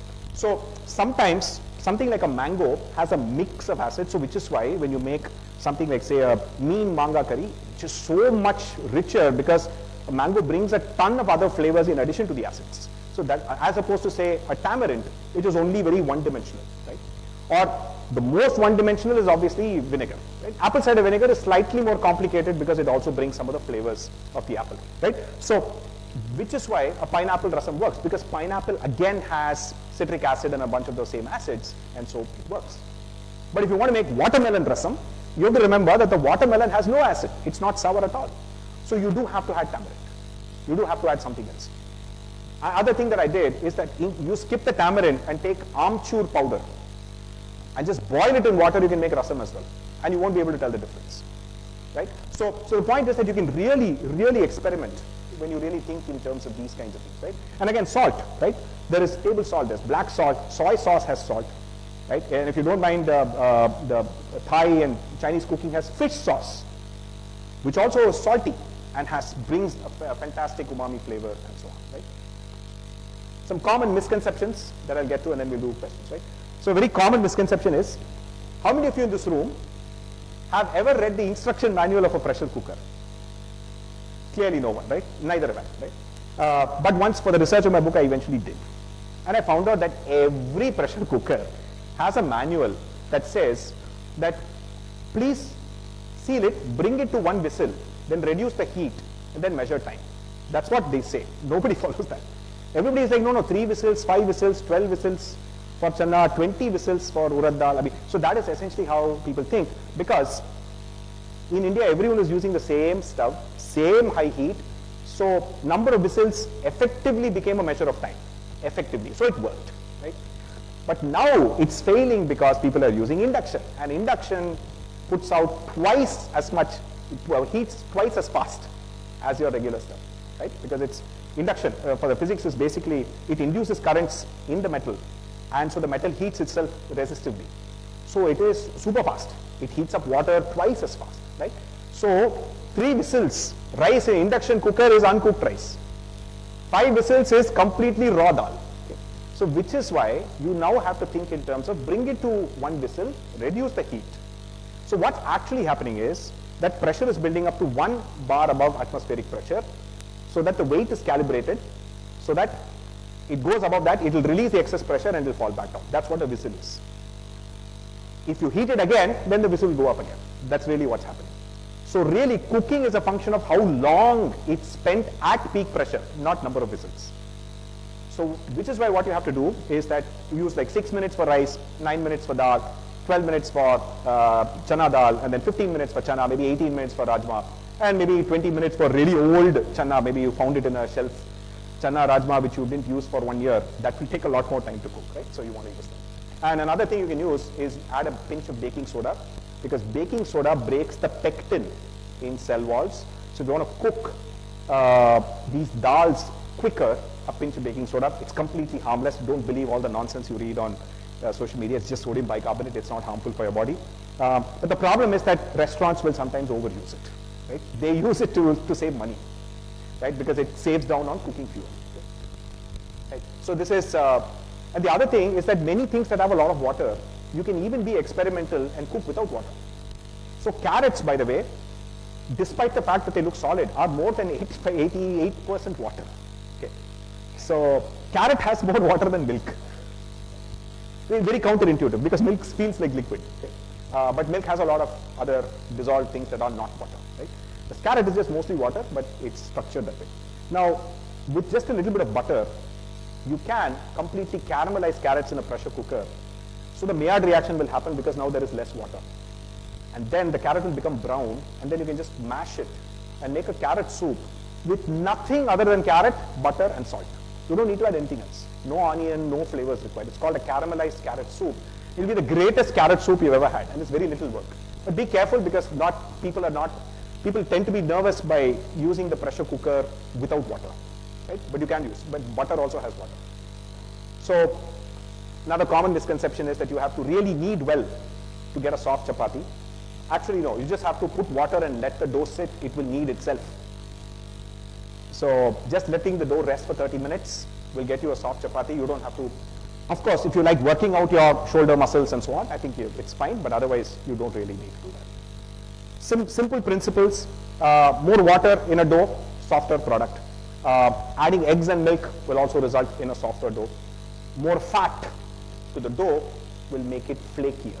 So that's why for parota, you have to add a lot of oil to the dough, because it cannot be chewy. It has to sort of slightly be more chewier, right? The extreme example is what you eat when you eat egg puff or veg puff. That is basically same wheat flour with so much butter or fat or palm oil added to it that it just literally falls apart in your mouth. It's not chewy at all, right? So fat breaks down gluten structures. So that's the simple sort of philosophy. Other common thing that you have to marinate meat for longer to get flavor. No, you don't. Marination only adds flavor to the surface of the meat. That's all it does. As I said, it doesn't go inside. If you apply ginger garlic on your hand will not become a tikka flavor. Okay? I think it's important to understand that you need to largely adds flavor only to the surface, right? So, but if you soak it in salt water, that will actually make the meat much softer. The reason for that is that when you go running in the morning and you get really exhausted and you have to drink some lime juice, it needs to have salt and water. Why is salt required when you get dehydrated? Because the salt, when it gets into your muscles, will prevent further dehydration. In plants, salt removes water. When you're cooking something and you add salt, it will squeeze out water. When it comes to meat, when you add salt, it helps retain water. So that's why soaking chicken in salt water will actually make it softer when you actually cook it. Now here's one of my favorite ones. When you go, how will you pick the tastiest vegetables in the grocery store? You know, let's say you've been asked to go buy vegetables. Will you pick I'm sure your mom or grandmother will say, pick the fresh looking, absolutely healthy looking, large looking, flawless looking vegetables. So it turns out that you should actually pick the ugliest, smallest, most flawed looking vegetables, because as I said, plants defend themselves against predators using chemistry, right? The more the plant defends itself, the tastier it is going to be, because all those defense chemicals are flavor, right? A smaller tomato, uglier tomato, is more likely to have fought off predators, will have a lot more flavor than a giant, healthy looking, tasteless tomato. If you've been in the US, you know those tomatoes have no flavor at all, because there's so much pesticides being used, no pests are attacking the plant doesn't have to defend itself, it's completely blank, right? So this is also why if organic farming is done properly, organic vegetables tend to taste a little bit better, because the plant is going to get attacked by more pests, right? So that's the whole point. Okay. So you should always pick the ones that actually look absolutely ugly.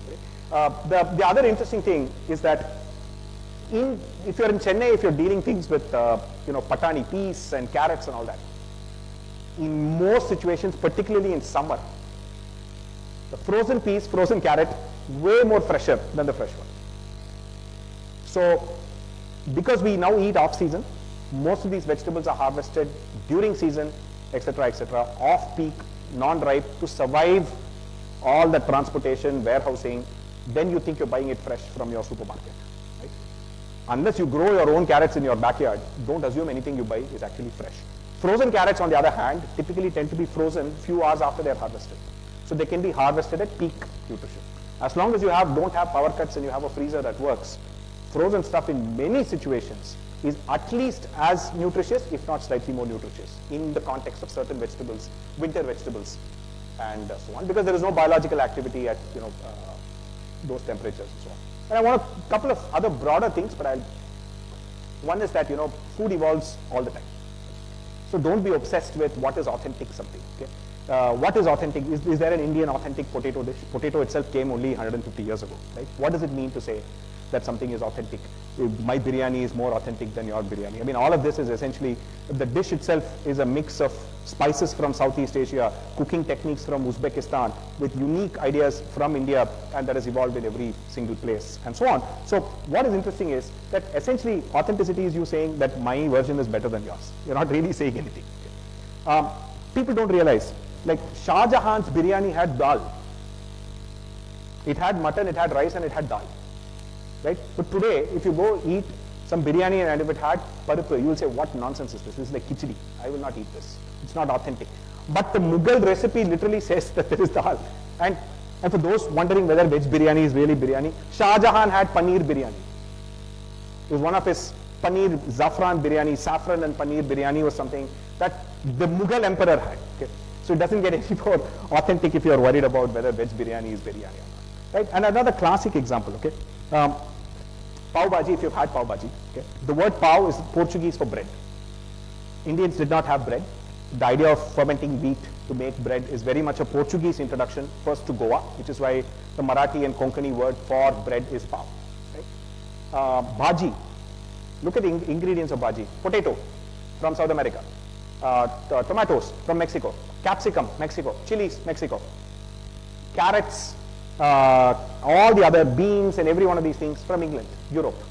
So in fact, if you ask some people, they'll say English kaigari. All of these, why there is no Tamil word for beans and carrot is because they're not Indian vegetables, they're not South Indian vegetables. They are British vegetables that were introduced. We used to call them English kaigari.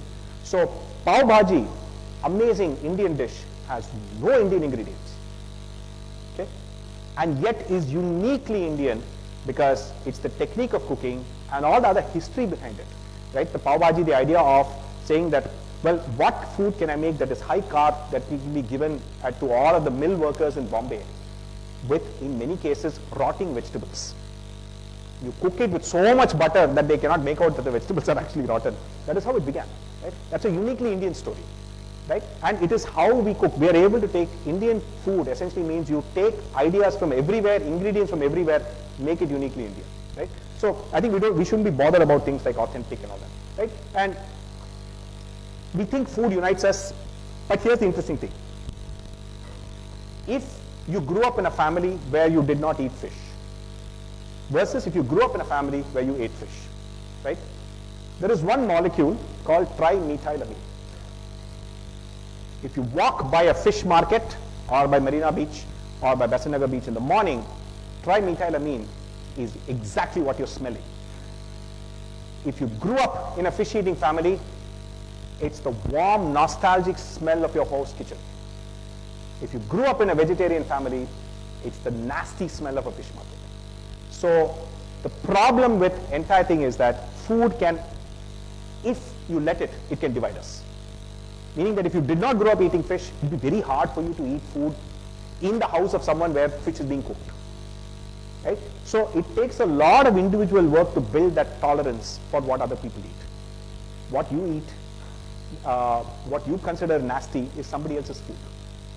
Right? And again, here's the interesting thing. I discovered, for instance, that a lot of North Indians, when I first went for my TCS training in 1999 in Trivandrum, many of North Indians were coming to South India for the first time. College kids, only eaten home food, North Indian food. They've never seen the sea in their lives. First time they're seeing the sea. Okay? Many of them actually fainted because they've never seen this much water in a single place.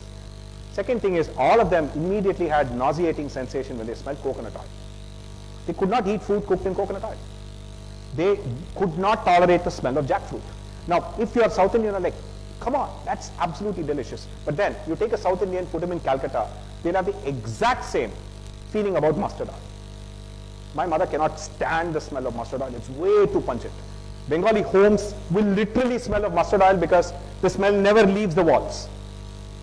In Calcutta, you'll go, houses actually, the walls smell of mustard oil.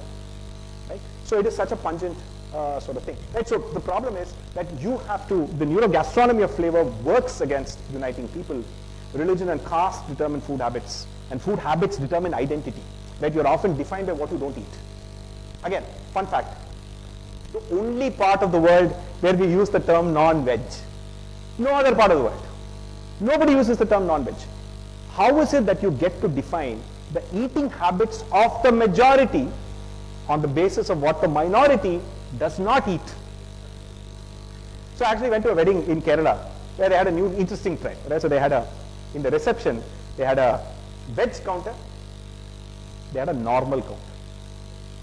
They literally called it veg and normal. Okay. So that is it. So in a sense, it's actually weird. So sometimes, our identities often define that, right? And it's easier to build a six-pack than to eat something you're not used to, right? And so uniting with food requires a lot of individual hard work. You've got to somehow suspend your disbelief. The more you learn about what other people eat, what other people consider food. Icelandic people eat rotten raw shark, right? It's food. Inuits in Canada eat whales. They eat seals, right?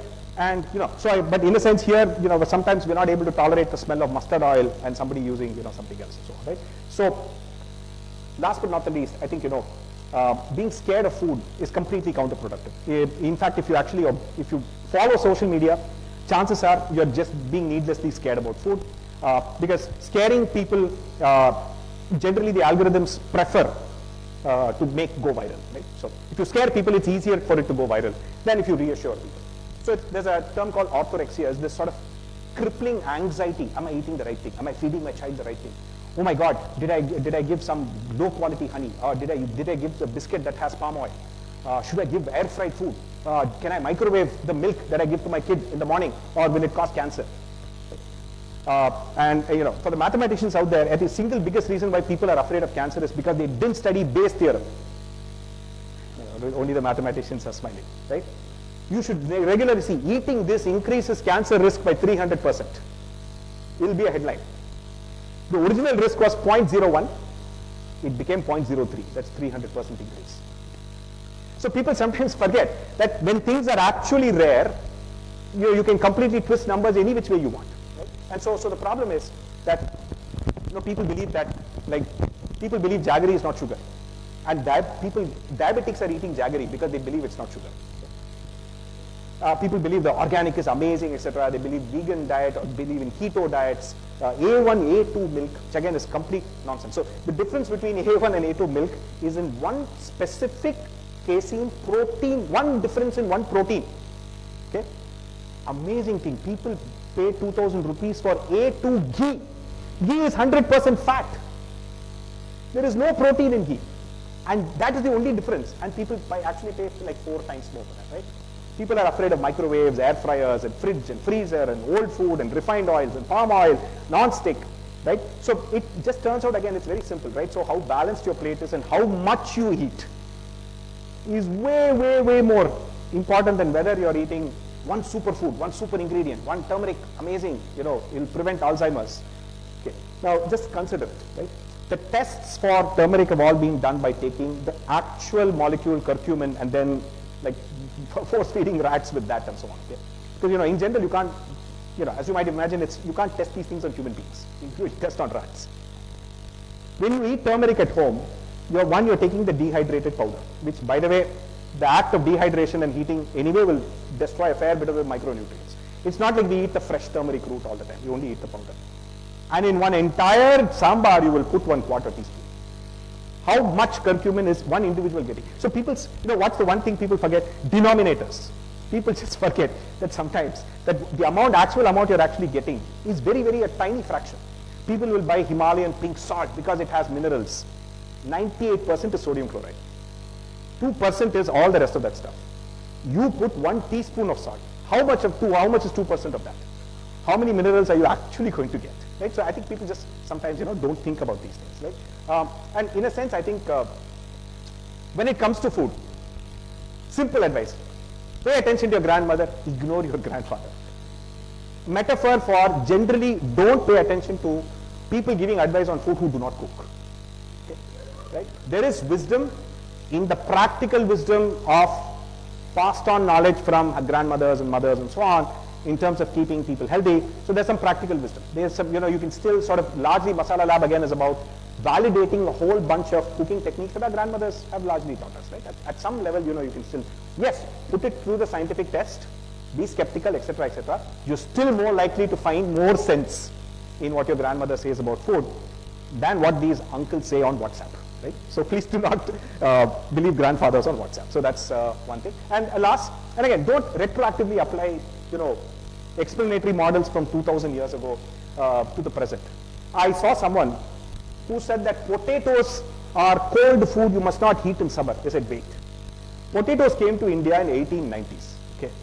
How did Ayurveda people 2000 years ago know about potato? How could they have written about potato? Right? I mean, just think common sense, right? I mean, for example, we did not even, there are people now making Ayurvedic arguments for endocrine disruptors, hormonal disruptors. Boss, we discovered the cell only in the 15th century. Only when we invented a microscope did we know that there were cells. Only then we understood the germ theory of what happens. We had then understood by 18th and 19th century, we understood the endocrine system, the circulatory system, etc., to be able to then model why these problems occur. And then how can you say that, oh, according to this will upset the... So always be skeptical. Here's the interesting thing, right? Again, the original wisdom is often useful, but modern day practitioners are all fraud people. So they are now trying to sort of, use that to try and sort of get their own followers, and they're mostly all quacks, right? So respect the original. As I said, respect your grandmother. Don't respect these modern Instagram, influencers, or as I call them, influencers. So I want to end on a light note as a simple test of what all we have learned today. As a practical exam, if you will, everything that we've learned about cooking in terms of thermodynamics, in terms of spices, in terms of Maillard reaction, in terms of the physics, in terms of the flavor aspects, we are going to now apply in our practical exam. என்ன பண்றீங்க? ஒரு சம தண்ணி எடுத்துக்கங்க. அத தோசைக்கல்ல ஊத்தி அதுக்குன்னு வழக்கமா ஒரு விளக்கமா வச்சிருப்பீங்கல்ல? ஆமாங்க. அத அடிப்பக்கமா திருப்பி சரிங்க வரட்டுன்னு ஒரு 4 இழுப்பு இழுத்து சரிங்க நல்லா கழுவி விட்டுருங்க. சரிங்க. ஒரு Okay. So, step number 1, right? Why does the dosa maker use water and a broom to actually wash? So the immediate answer many people will give, no, it is to actually clean things, maybe stuck, etc. That's not actually the reason, right? Why doesn't he use a harder steel wool or something else to remove all of that? Because you have to remember that for an iron surface to be non-stick, it needs to be seasoned. Seasoned essentially means there's a thin layer of polymerized fat. As you keep using it and using it, the oils that you use will polymerize and create a non-stick layer. Otherwise, always remember rule number 1. Why does food stick to metals? Because the sulfur in proteins reacts with metals. That's all. Carbohydrates don't stick, fats don't stick, only proteins stick to metals. That is why eggs are the notoriously harder things to cook in anything other than a non-stick. Because eggs will stick because they're mostly protein, right? So here is why. So one, using a broom, make sure that you're not damaging that polymerized oil layer while still being able to. The second thing that water does is that, remember I told you iron is not an even distributor of heat. So liquid water is another way in which you distribute the temperature more evenly before you make the dosa. That's why even at home, just putting a little splash of water is first and foremost to distribute the temperature a bit more. Otherwise, one part will be dark brown and one part will be light brown. Sometimes that's why inexperienced cooks, when they make dosa at home, will be black in one part and completely white in another part. Right? That's because they didn't do the temperature distribution. So that is the food scientist Vaigai Puyal explaining the thermodynamics of why we splash water. இன்னும் நிறைய மாவு எடுத்து Yes. பெரிய ரவுண்டாவும் இல்லாம சின்ன ரவுண்டாவும் இல்லாம என்ன பண்றீங்க? ஒரு சம தண்ணி எடுத்துக்கங்க. லக்கமா ஒரு விளக்கமா வச்சிருப்பீங்கல்ல? ஆமாங்க. அத அடி திருப்பி சரிங்க வரட்டுன்னு ஒரு 4 இழுப்பு இழுத்து சரிங்க நல்லா கழுவி விட்டுருங்க. சரிங்க. ஒரு கிண்ண நிறைய மாவு எடுத்து பெரிய ரவுண்டாவும் இல்லாம சின்ன ரவுண்டாவும் இல்லாம சரிங்க சரிங்க வரட்டுன்னு ஒரு 4 நல்லா கழுவி விட்டுருங்க. சரிங்க. ஒரு கிண்ண நிறைய மாவு எடுத்து பெரிய ரவுண்டாவும் இல்லாம சின்ன ரவுண்டாவும் இல்லாம. So this again is a very important point, right? So not a big round, not a small round. Essentially largely focuses on the optimal size of a dosa is different from the optimal size of an uttapam. Because your goals are very different. In a dosa you want uniform crispness on all surfaces. So you want the largest surface area you can get with the thinnest amount of marble, right? That's essentially the basic. You want to increase the surface area of exposure. Whereas in an uttapam it's a little bit more, you have to optimize it for a little bit more, right?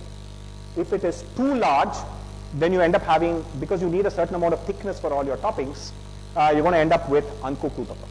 And if it is too small, you're going to end up with ultra crispy uttapam that doesn't have any amount of softness at all. So that's why neither too big, neither too small. Again, classic food science, right? பொதுவா ஒரு ரவுண்ட ஊத்தி 4-5 வெங்காயத்தை போட்டு அள்ளி படிப்படியா நறுக்கி அப்படியே மேலாப்ல பரபர தூவி விட்டு சரிங்க. So this again is actually quite an interesting, right? Simple philosophy when you cut vegetables is always think surface area. More the surface area, the quicker it will crisp up. Less the surface area, the longer time it will take to crisp up because there's going to be less exposure. So again, simple math, right? If you take an onion and cut it into 4 pieces and total up the surface area versus when you cut it really, really small, each of them has like multiple surfaces. The surface area is much, much larger the smaller you cut something. Net surface area, right? So cutting onions really, really, really, really small essentially allows you the onion to crisp up and also undergo the Maillard reaction, right? So therefore, that's what he's actually saying.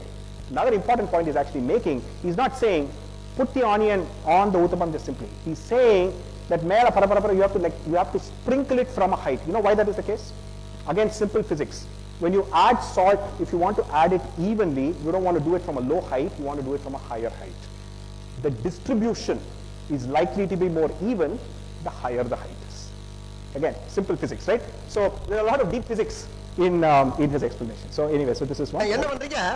ஒரு ரவுண்ட ஊத்தி படிப்படியா நறுக்கி அப்படியே மேலாப்ல பரபர தூவி விட்டு சரிங்க ஒரு நீளமான கேரட் எடுத்து அதையும் பொடிப்படியா நறுக்கி சரிங்க அப்படியே மேலாப்ல பரபர தூவி விட்டு சரிங்க ஒரு 16 கரண்டி நெய் எடுத்து சரிங்க.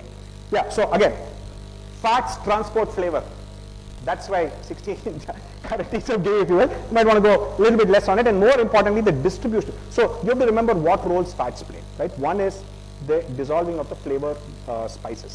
The second thing is that, like water, fats are again as liquids are able to evenly apply heat from the metal. So if the iron is at say 150 Celsius, there will be some parts of the iron that will be much lower, 130, some parts will be 180 and so on. Once there is a layer of fat, that fat, because of liquids, they tend to all transfer heat evenly because of convection. So therefore, adding that ghee allows actually uniform browning of the uttapam, right? So this is one. அதுல 6 கரண்டி நெய்ய உள் side அப்படியே லேசா விளாவி விட்டு சரிங்க 10 கரண்டி நெய்ய தோசைக்கு வெளி சைடு அப்படியே மேலாப்ல விளாவி விட்டு சரிங்க.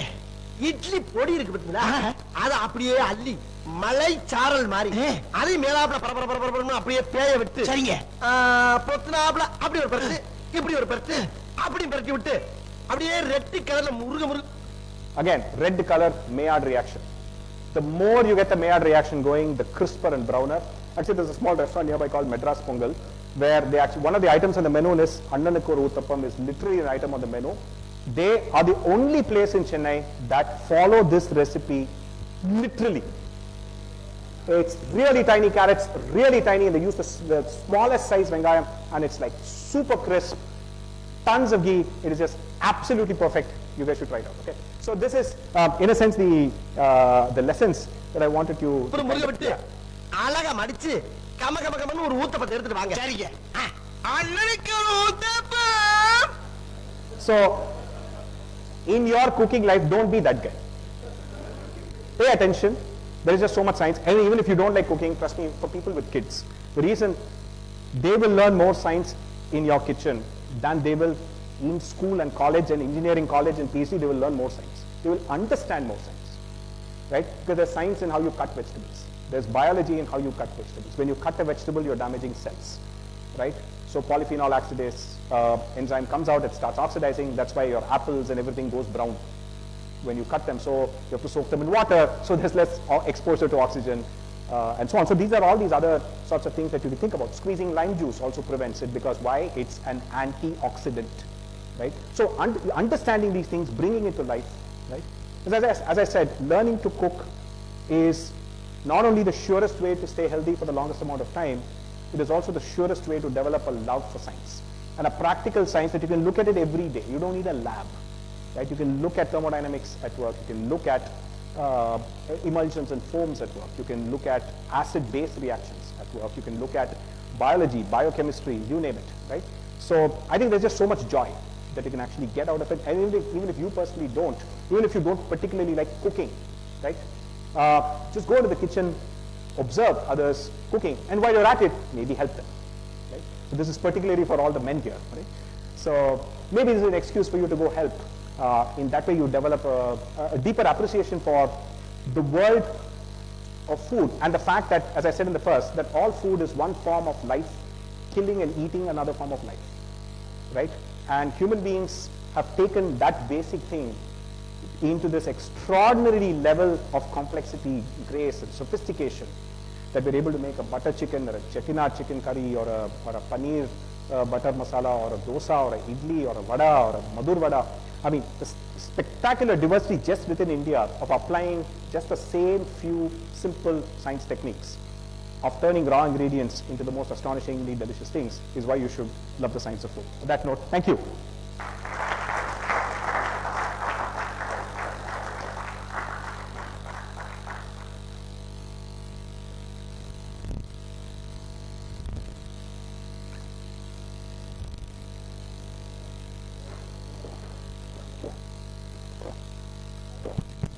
Hello. Yeah. So thanks, Craig, for entertaining and very insightful presentation. Time for some questions, interactions, and so on. Yeah, shoot. Hi. Thanks for the mouth-watering talk. And a few questions that in your travels, I guess you have gone and tried various cuisines. Yes. Do you think that there is some sort of correlation between the kind of preparation that goes into food and sort of the longevity of people? Like Absolutely. I'm asking about maybe some sort of, let's say, a comparison between Japanese cuisine and some others. So the interesting thing is that the correlation is a lot less if you compare historical cuisines of people, right? So if people ate like their grandmothers did and had a similar level of physical activity, etc., no matter where in the world, that is largely it's largely the same. Where the biggest difference is seen is that the amount of ultra processed, imbalanced diets, people who basically are eating. So ultra processed essentially means that food without fiber for the most part, right? I mean, essentially, see, the problem is that vegetables, most of what you eat in a vegetable is not food for you, it's food for the bacteria in your gut, right? You can't digest cellulose, you can't digest many of those things, right? And that again is very increasingly correlated with long-term longevity, prevention of a plant-based diet is very closely associated with that. I mean, a plant-based meaning that it does not mean no meat, it means per capita consumption of meat has gone up in places like the US, where I think the amount of protein in your diet is insanely high, is unnaturally high, right? And the amount of omega-6 in the fats that they eat, the amount of dietary fiber that they eat. So clearly, if you compare that diet with, say, a Mediterranean diet, for example, clearly the people in the Mediterranean region live longer. So it also, in a sense, it also has to do with, think about this, Indians in urban environments are changing their diet from their ancestral diets towards the more unhealthy stuff at a faster rate than Italians are, than the Greeks are, or the Japanese are. So the Japanese largely still eat like their grandparents did. Of course they eat processed food, but they still have a culture where they eat as a family. There's still a lot of vegetables, there's a lot of fermented stuff, there's a lot of seafood. So on an average, they still eat all of that. So still not as much, French fries and pizzas and so on, right? So in that sense, I think there is clearly a correlation between adoption of ultra-processed modern foods and sticking to traditional diets. Yes, absolutely. And the places where they are still sticking to their traditional ways of eating are generally being healthy. Thank you. Yeah. May I ask another question? Sure. So again, with some sort of like preparations, it can get like gloriously complex. Yes. Very, very complicated procedures. Yes. Can you give an example of the most complicated one you have ever experienced? Oh, okay. So that's, in general, I think the most complicated food comes from India only. So in general, there's an interesting, on a lighter note, there's a white paper, I think Paul Krugman, the Nobel economist, apparently wrote when he was in Yale or Cornell or something when he was young, I forget which university. He wrote a paper that correlated the quality and sophistication of a cuisine with the amount of equality in society. So the more unequal the society, the tastier the food. So meaning that you need to be able to oppress either women or poorer people to truly sustain a sophisticated cuisine. So, which is why England has the worst food, right? Because they were the first to industrialize. So factories came, women had to work in factories. So everyone had to work, so they switched to eating canned food, largely canned food and sausages and things that you can cook in under 5-10 minutes, right? So that's why British food is what it is. So that said, I think in general, some of the elaborate Bengali as well as the Lucknowi, Nawabi kind of dishes are some of the most insanely sophisticated, purely in terms of first and foremost getting all those ingredients. There'll be some rare flour you'll need to get and some random flowers essence that you will need to get and so on. So I think that's some of the most sophisticated food. In general, I think there's a professor called Ganesh Bagler at IIIT Delhi who specializes in computational gastronomy. He uses sort of data to analyze patterns in food and so on. And one of the things he's come up with something called complementary flavor. Right? So the idea is that Western food largely relies on using ingredients that share flavor molecules. So very simple. So butter and beef kind of go together. Mushroom and butter, mushroom and beef share certain flavor molecules, so they go together. Tomato and basil is another example, right? But in India, there is a preference for using ingredients that are very far away in terms of flavor distance, contrasting flavors, right? Southeast Asian as well as South Asian cooking, right? And within India, Maharashtrian and Bengali food has the most contrasting flavors in the same dish. So for example, there's a dish called shukto in Bengali that combines sweet, starchy, bitter, and a range of other textures and flavors in the same dish. So very few dishes actually highlight bitter, and it does, right? And it does it really well, right? So what you will find is that, and Maharashtrian food again has very hot, very sour, very this thing, crunchy, they'll add farsan on top. So the amount of textural variation also is much higher. Mughlai food on the other hand is a lot closer to the West in the sense that it has more creamier, more integrated flavors. So creamier, richer, seemingly, richer, etc., right? So within India itself, you span the diversity from Mughlai, which is sophisticated but one-dimensional flavor-wise, to a Maharashtrian or Bengali, which is like a party in the mouth. Right? When you eat chaat, it's like a party in the mouth. There's so many different flavors that hit you all at the same time. So that's the whole idea. Thank you. Next question.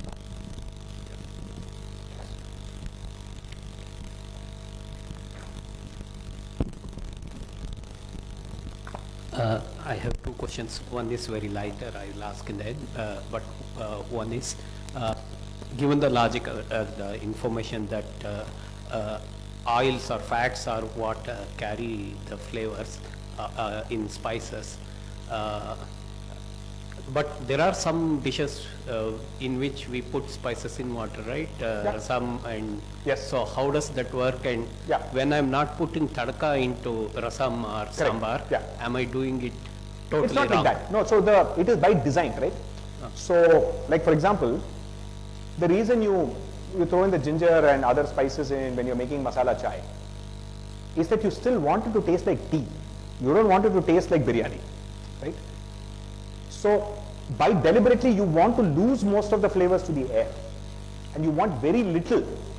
So, when it says largely fat soluble means there will still be a few things that will still dissolve in water. So, you will still get a milder flavor. So, by design, when you want a milder flavor, you add the powder directly to the gravy. So, which is why actually if you want a stronger flavor also, that's why garam masala is added at the end. So, you don't lose the flavor. If you add the garam masala at the start to the gravy, you lose most of it to the air. Right? So that's why spice powders, if you want strong flavors, add towards the end. You want weaker flavors, add at the start. So that's the general idea. Right? The other interesting thing is that in case of many dishes that are sour, salty, umami, etc., the spices also work like perfumes, right? So there's a base note, there's a middle note, and a top note, right?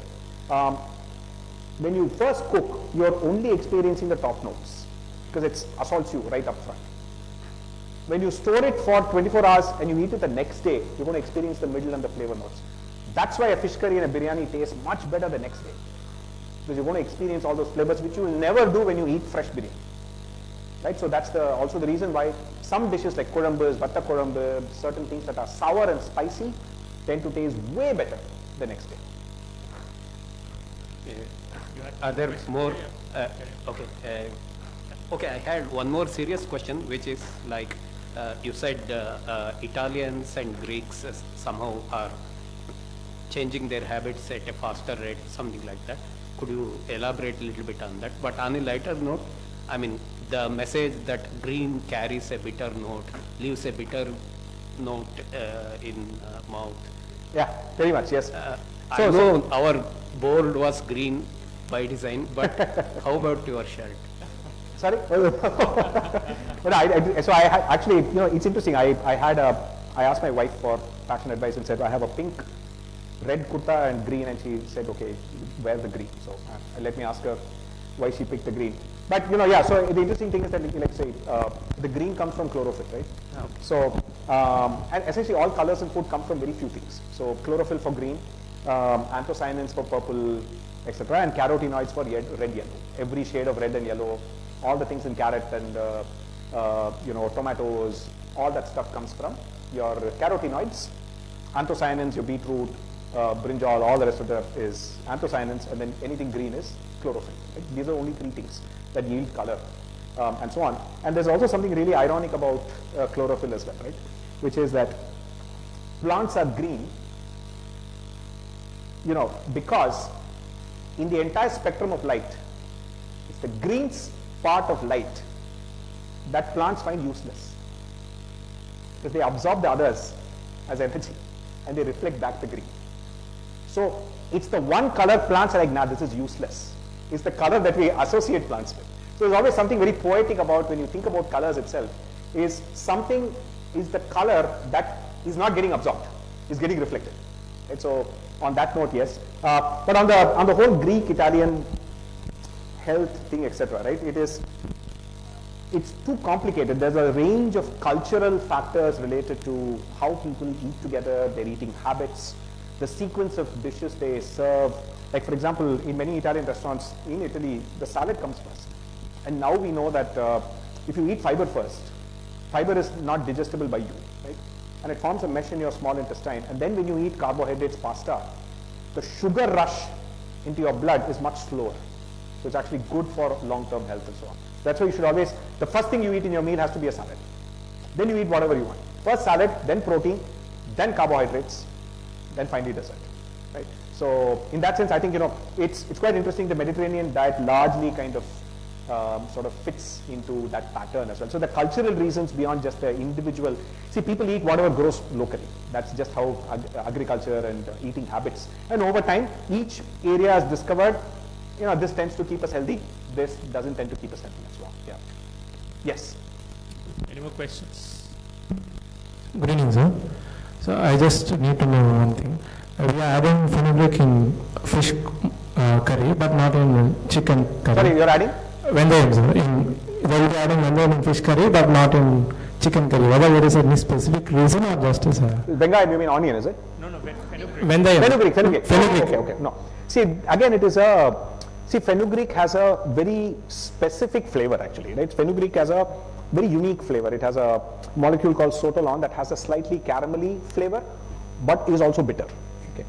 So, largely many of these choices are purely cultural, meaning that your grandmother did it and so I'm just going to continue doing it. There is no specific reason not to, but it's sometimes possible that using fenugreek in a dish that traditionally did not use fenugreek will introduce a new flavor that you may or may not be familiar with. So a lot of this has to do with familiarity, right? See, as I say, like for example, when people from Chennai go to Mumbai, if you go to Mumbai, you will find one very popular dish called Szechuan dosa. Okay, and locals absolutely love it, right? Actually, they like Szechuan dosa more than they like regular dosa. Okay? But South Indians are like, what nonsense? How can you spoil the dosa for me? I cannot tolerate this and so on. It's because you grew up eating dosa. Your flavor memories and nostalgia are about that non-Szechuan dosa. That person did not grow up eating dosa. So for him, the novelty means that he's able to appreciate novelty in a dosa, but he won't be able to appreciate novelty in some Maharashtrian dish. So that is essentially how many of these things work. So as I said, I think in general, ignore all negative opinions about food. Everybody, when they say, I didn't like this restaurant, what they're really saying is that my taste buds and my memories didn't match with this. That's all they're saying. There is no general sense that it won't really. So if it works for you, it will work for you. That's really how it works. So you feel free to try it. Yes. So, what is your views on fast foods are nowadays? Fast food. Fast food, we did speak about it, right? So ultimately, it's not about the fastness of food, but it's about the nutritional content of that food.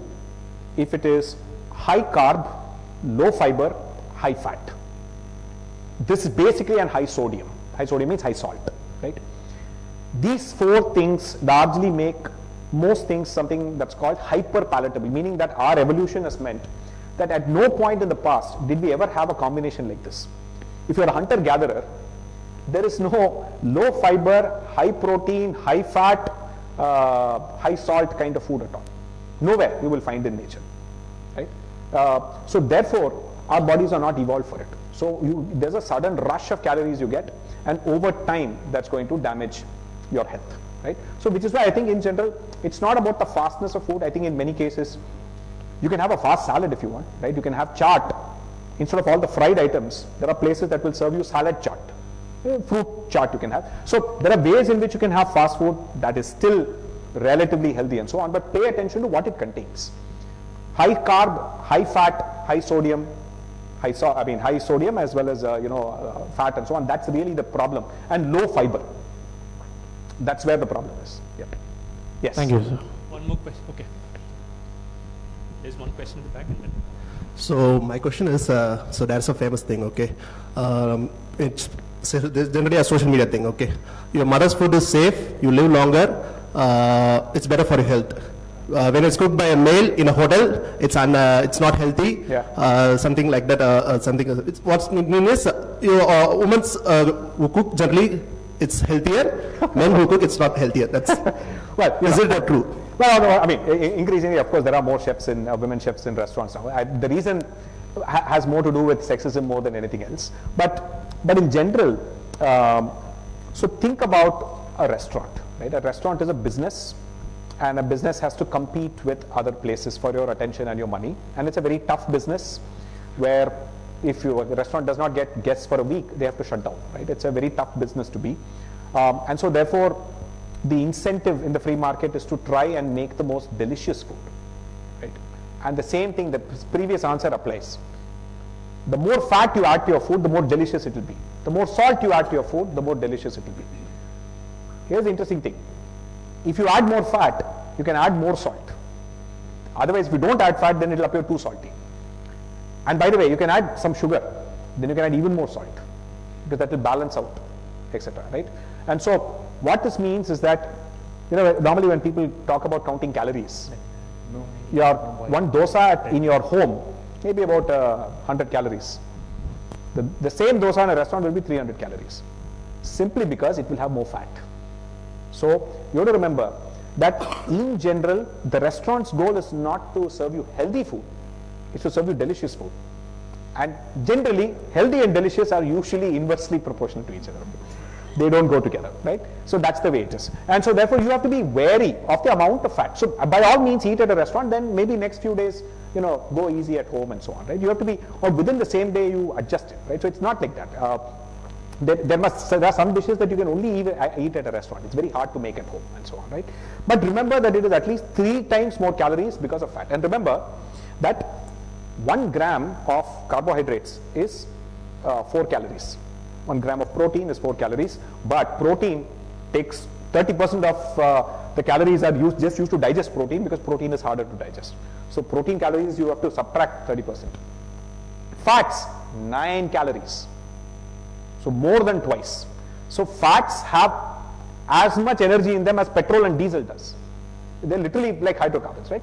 So therefore, you have to remember that according to cardiologists, an individual is supposed to eat 500 ml of oil, fat, in a month. You know how much that is? 1 tablespoon a day. Now go back and see how much you're probably eating. It's going to be definitely much more.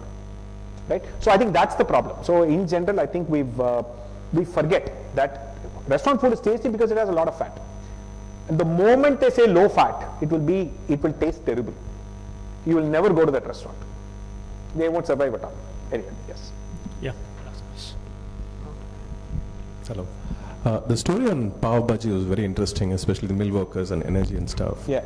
For the last 20, 30 years, we've been having very sedentary life. The number of people sitting in the desk and working. Are there any trends happening in food habits because of the the broader problem around the world is that we are getting less and less physical activity per capita. We're getting more and more calories. Because there's more and more hidden calories everywhere. Right? You're snacking. Snacks are very easy to come by. You go to office. In fact, if you've been in the US, offices, people end up consuming so many things. All the snacks will be chocolates and candies and nuts, and I mean, there's just so much food all the time, right? And people are constantly sipping on like Coke and Pepsi, which again is like 9 tablespoons of sugar, in one sort of large serving of Coke. It is just insane, right? So I think it is fundamentally about the food environment has now become too calorie rich. Right? The problem is that human beings evolved in a very low calorie environment. We evolved in an environment where either you hunt an animal, you eat, and then you don't eat for a week, because you're not going to hunt every day. Or you dig up some root, or only summer you get fruits. That's it. No winter and all, no food, literally no food, right? And now we're eating 3 times a day. There is nothing in our evolution that says that you have to eat 3 times a day. So I think incorporating fasting, incorporating all of these things is generally a better idea, especially if you're not, and obviously getting more movement. For starters, standing up more, right? For example, standing up, you will burn twice as much energy as sitting down. Just standing. You don't even have to do walking, gym and all.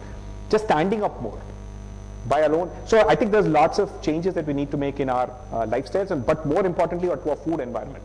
Right? So people think you can have willpower and not eat. No, you can't trust your willpower and all this. You have to change your food environment.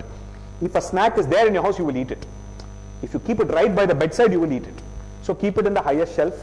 So you have to add friction, so that you have to make it harder for you to go get it, and so on. And then replace it with high fiber snacks. Things like, say, nuts are better than, say, chips, for example, right? And so you can still make those kinds of choices, but in general, we have to get a lot more activity and eat a lot less food. The problem is people want a quick win. I'll say, okay, you know what? I'm going to eliminate palm oil, and magically I will become. No, not going to happen, right? You skip palm oil, what will happen? You will buy snacks that have groundnut oil. There is no difference. As far as your body is concerned, fat is fat. Okay. If anything, palm oil snack is cheaper, because palm oil is cheaper.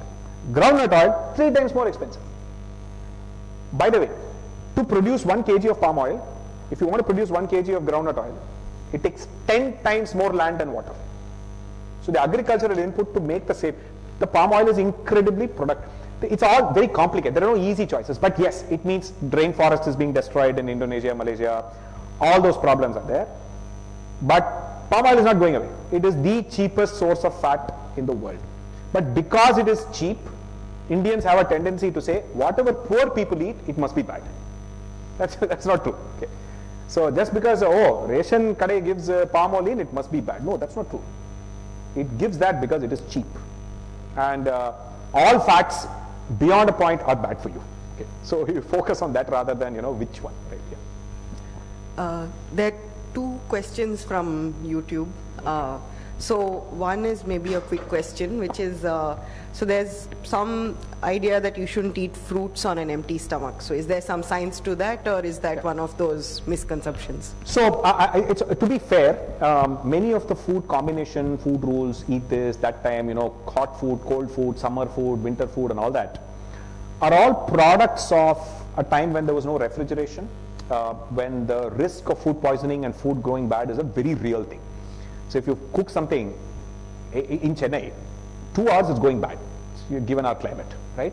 So it is obvious that our ancestors would have said, no, you have to eat it fresh, you have to eat it quickly, eat it before 4 hours, don't eat this on an empty stomach. You don't know. So many of those rules came at a time when the environment was very different. So I think the problem people often have is that they're not able to square that with the fact that we now live in a significantly more hygienic, we use refrigeration, we use better cooking techniques, we use better storage techniques, we use better farming techniques and so on. All of this means that you have to start to think, and also know the rest of the world. Like, for example, people will say you cannot mix fish and dairy, right? That's, but then if you just go to North India, fish tikka requires yogurt and fish, right? Bengalis eat fish and dairy. Entire Mediterranean eats fish and dairy. And they live 20 years longer than Indians. And so part of it is also about when you know other people do it and it seems to be perfectly fine, you need to be able to let go of some of those things, right? So the problem is it's retroactively hard to figure out why some of these rules are put in place. But rest assured, they probably originated in good faith, meaning that, maybe for some reason you don't do this, right? A classic example, I think a nutritionist recently pointed out. They will say that in summer you should not eat eggs because eggs is sood, egg is hot. And in summer, if you eat, etc., you will get constipation, right? No, it turns out what ends up happening is that in summer, naturally people's diet tends to go low on fiber and people drink more water. And what ends up therefore happening is that your protein intake hasn't changed, but you're eating less fiber, you're going to get constipated. So it's almost as if the observation and the actions are right, but the theory is wrong.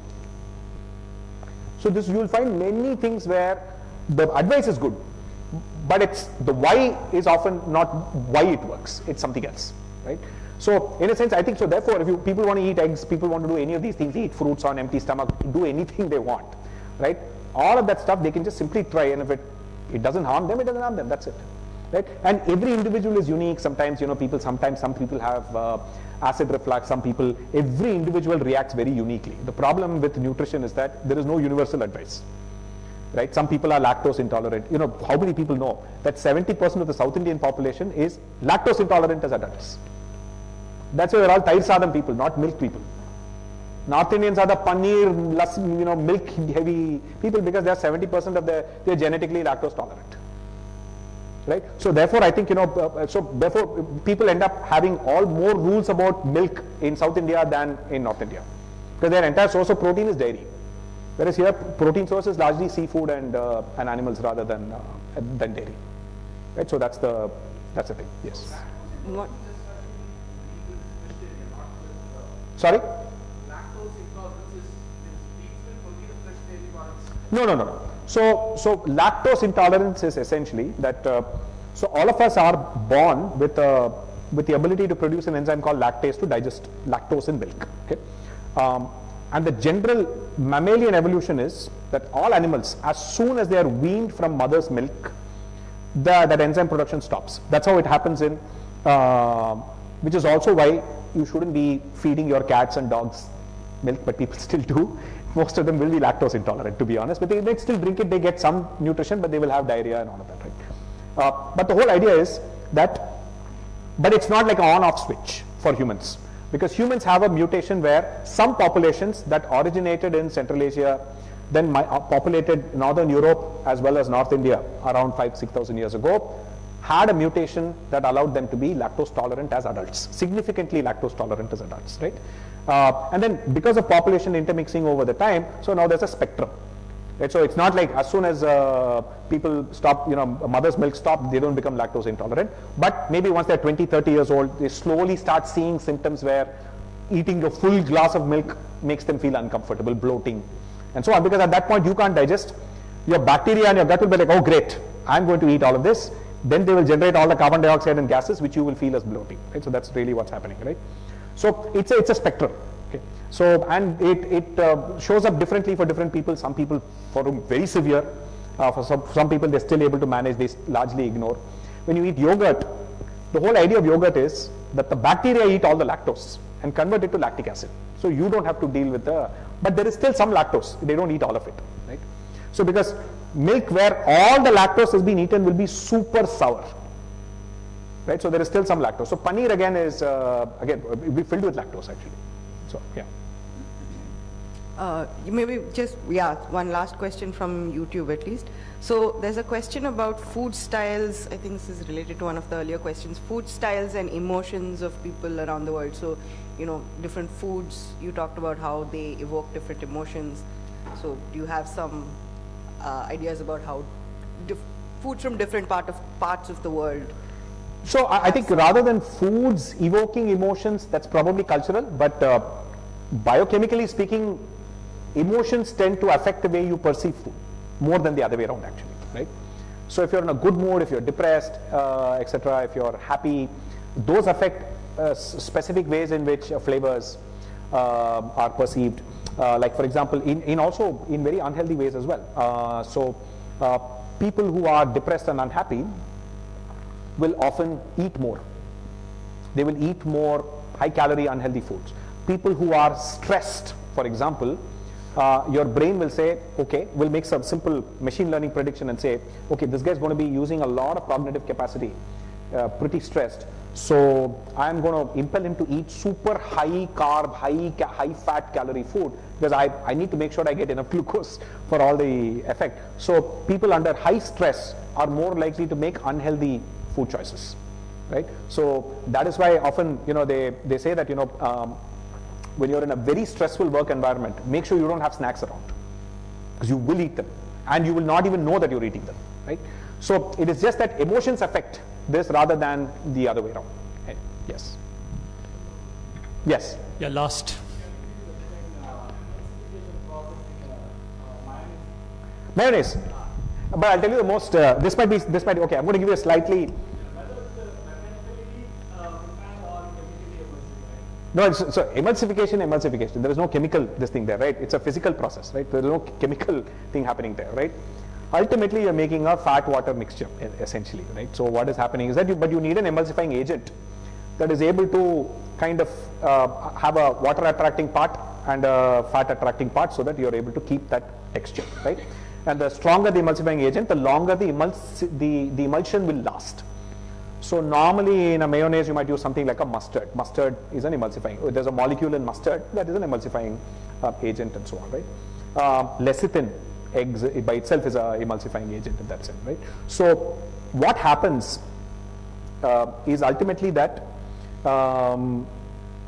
when you agitate it physically, you're going to end up creating these bonds so that you have the fat water is stabilized in some sense. Okay.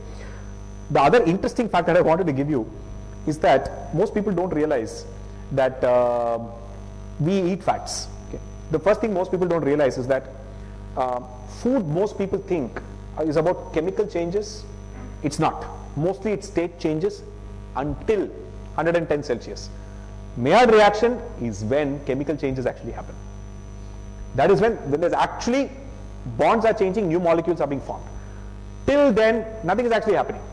Amylose molecules are, all three-dimensional structure changes, crystalline structure changes, all these other changes are happening. There's no chemical change per se happening in food, right? Now, the other thing you would realize is that we are mostly water. We are mostly water, etc. And we know oil doesn't mix with water. Fats, by the way, don't undergo any changes at all in the cooking process. They go straight in. Okay. And ultimately they get digested only in your intestine. Okay. Fat doesn't mix with water. How does your body deal with fat all the way down? Because it doesn't mix with water, right? Or anything, enzyme, everything in your digestive system is water based. So this is where bile comes in. So your liver produces something called bile, which I know not to be disgusting, but you know, since I've made everything appetizing, when you vomit, that nasty, that smell you get is bile. Okay. So bile is an emulsifying agent. So your liver produces bile, and all the fats you eat are turned into mayonnaise. So when you eat oil, it turns into mayonnaise once it kind of gets into your stomach, and then from there it's all mayonnaise. Till your intestine then has these lipases to break down everything and then take out all the fatty acids. So mayonnaise, next time you look at a bottle of mayonnaise, you know there's mayonnaise also flowing through your digestive system every time you eat fat. So the more fat you eat, there's more mayonnaise you have in your body. Yeah. So. Okay, I think we should wind up now. On that unappetizing note, yes. So thanks, Krish, for this very entertaining and very insightful talk. Thanks to all of you for coming. Thanks to our media team for doing the recording, streaming, etc. Thanks to Tamil Nadu Science Forum for agreeing to co-host this event. And there's some snacks outside. Hopefully it's healthy. Snacks are not meant to be healthy. Enjoy. Thank you. Thank you.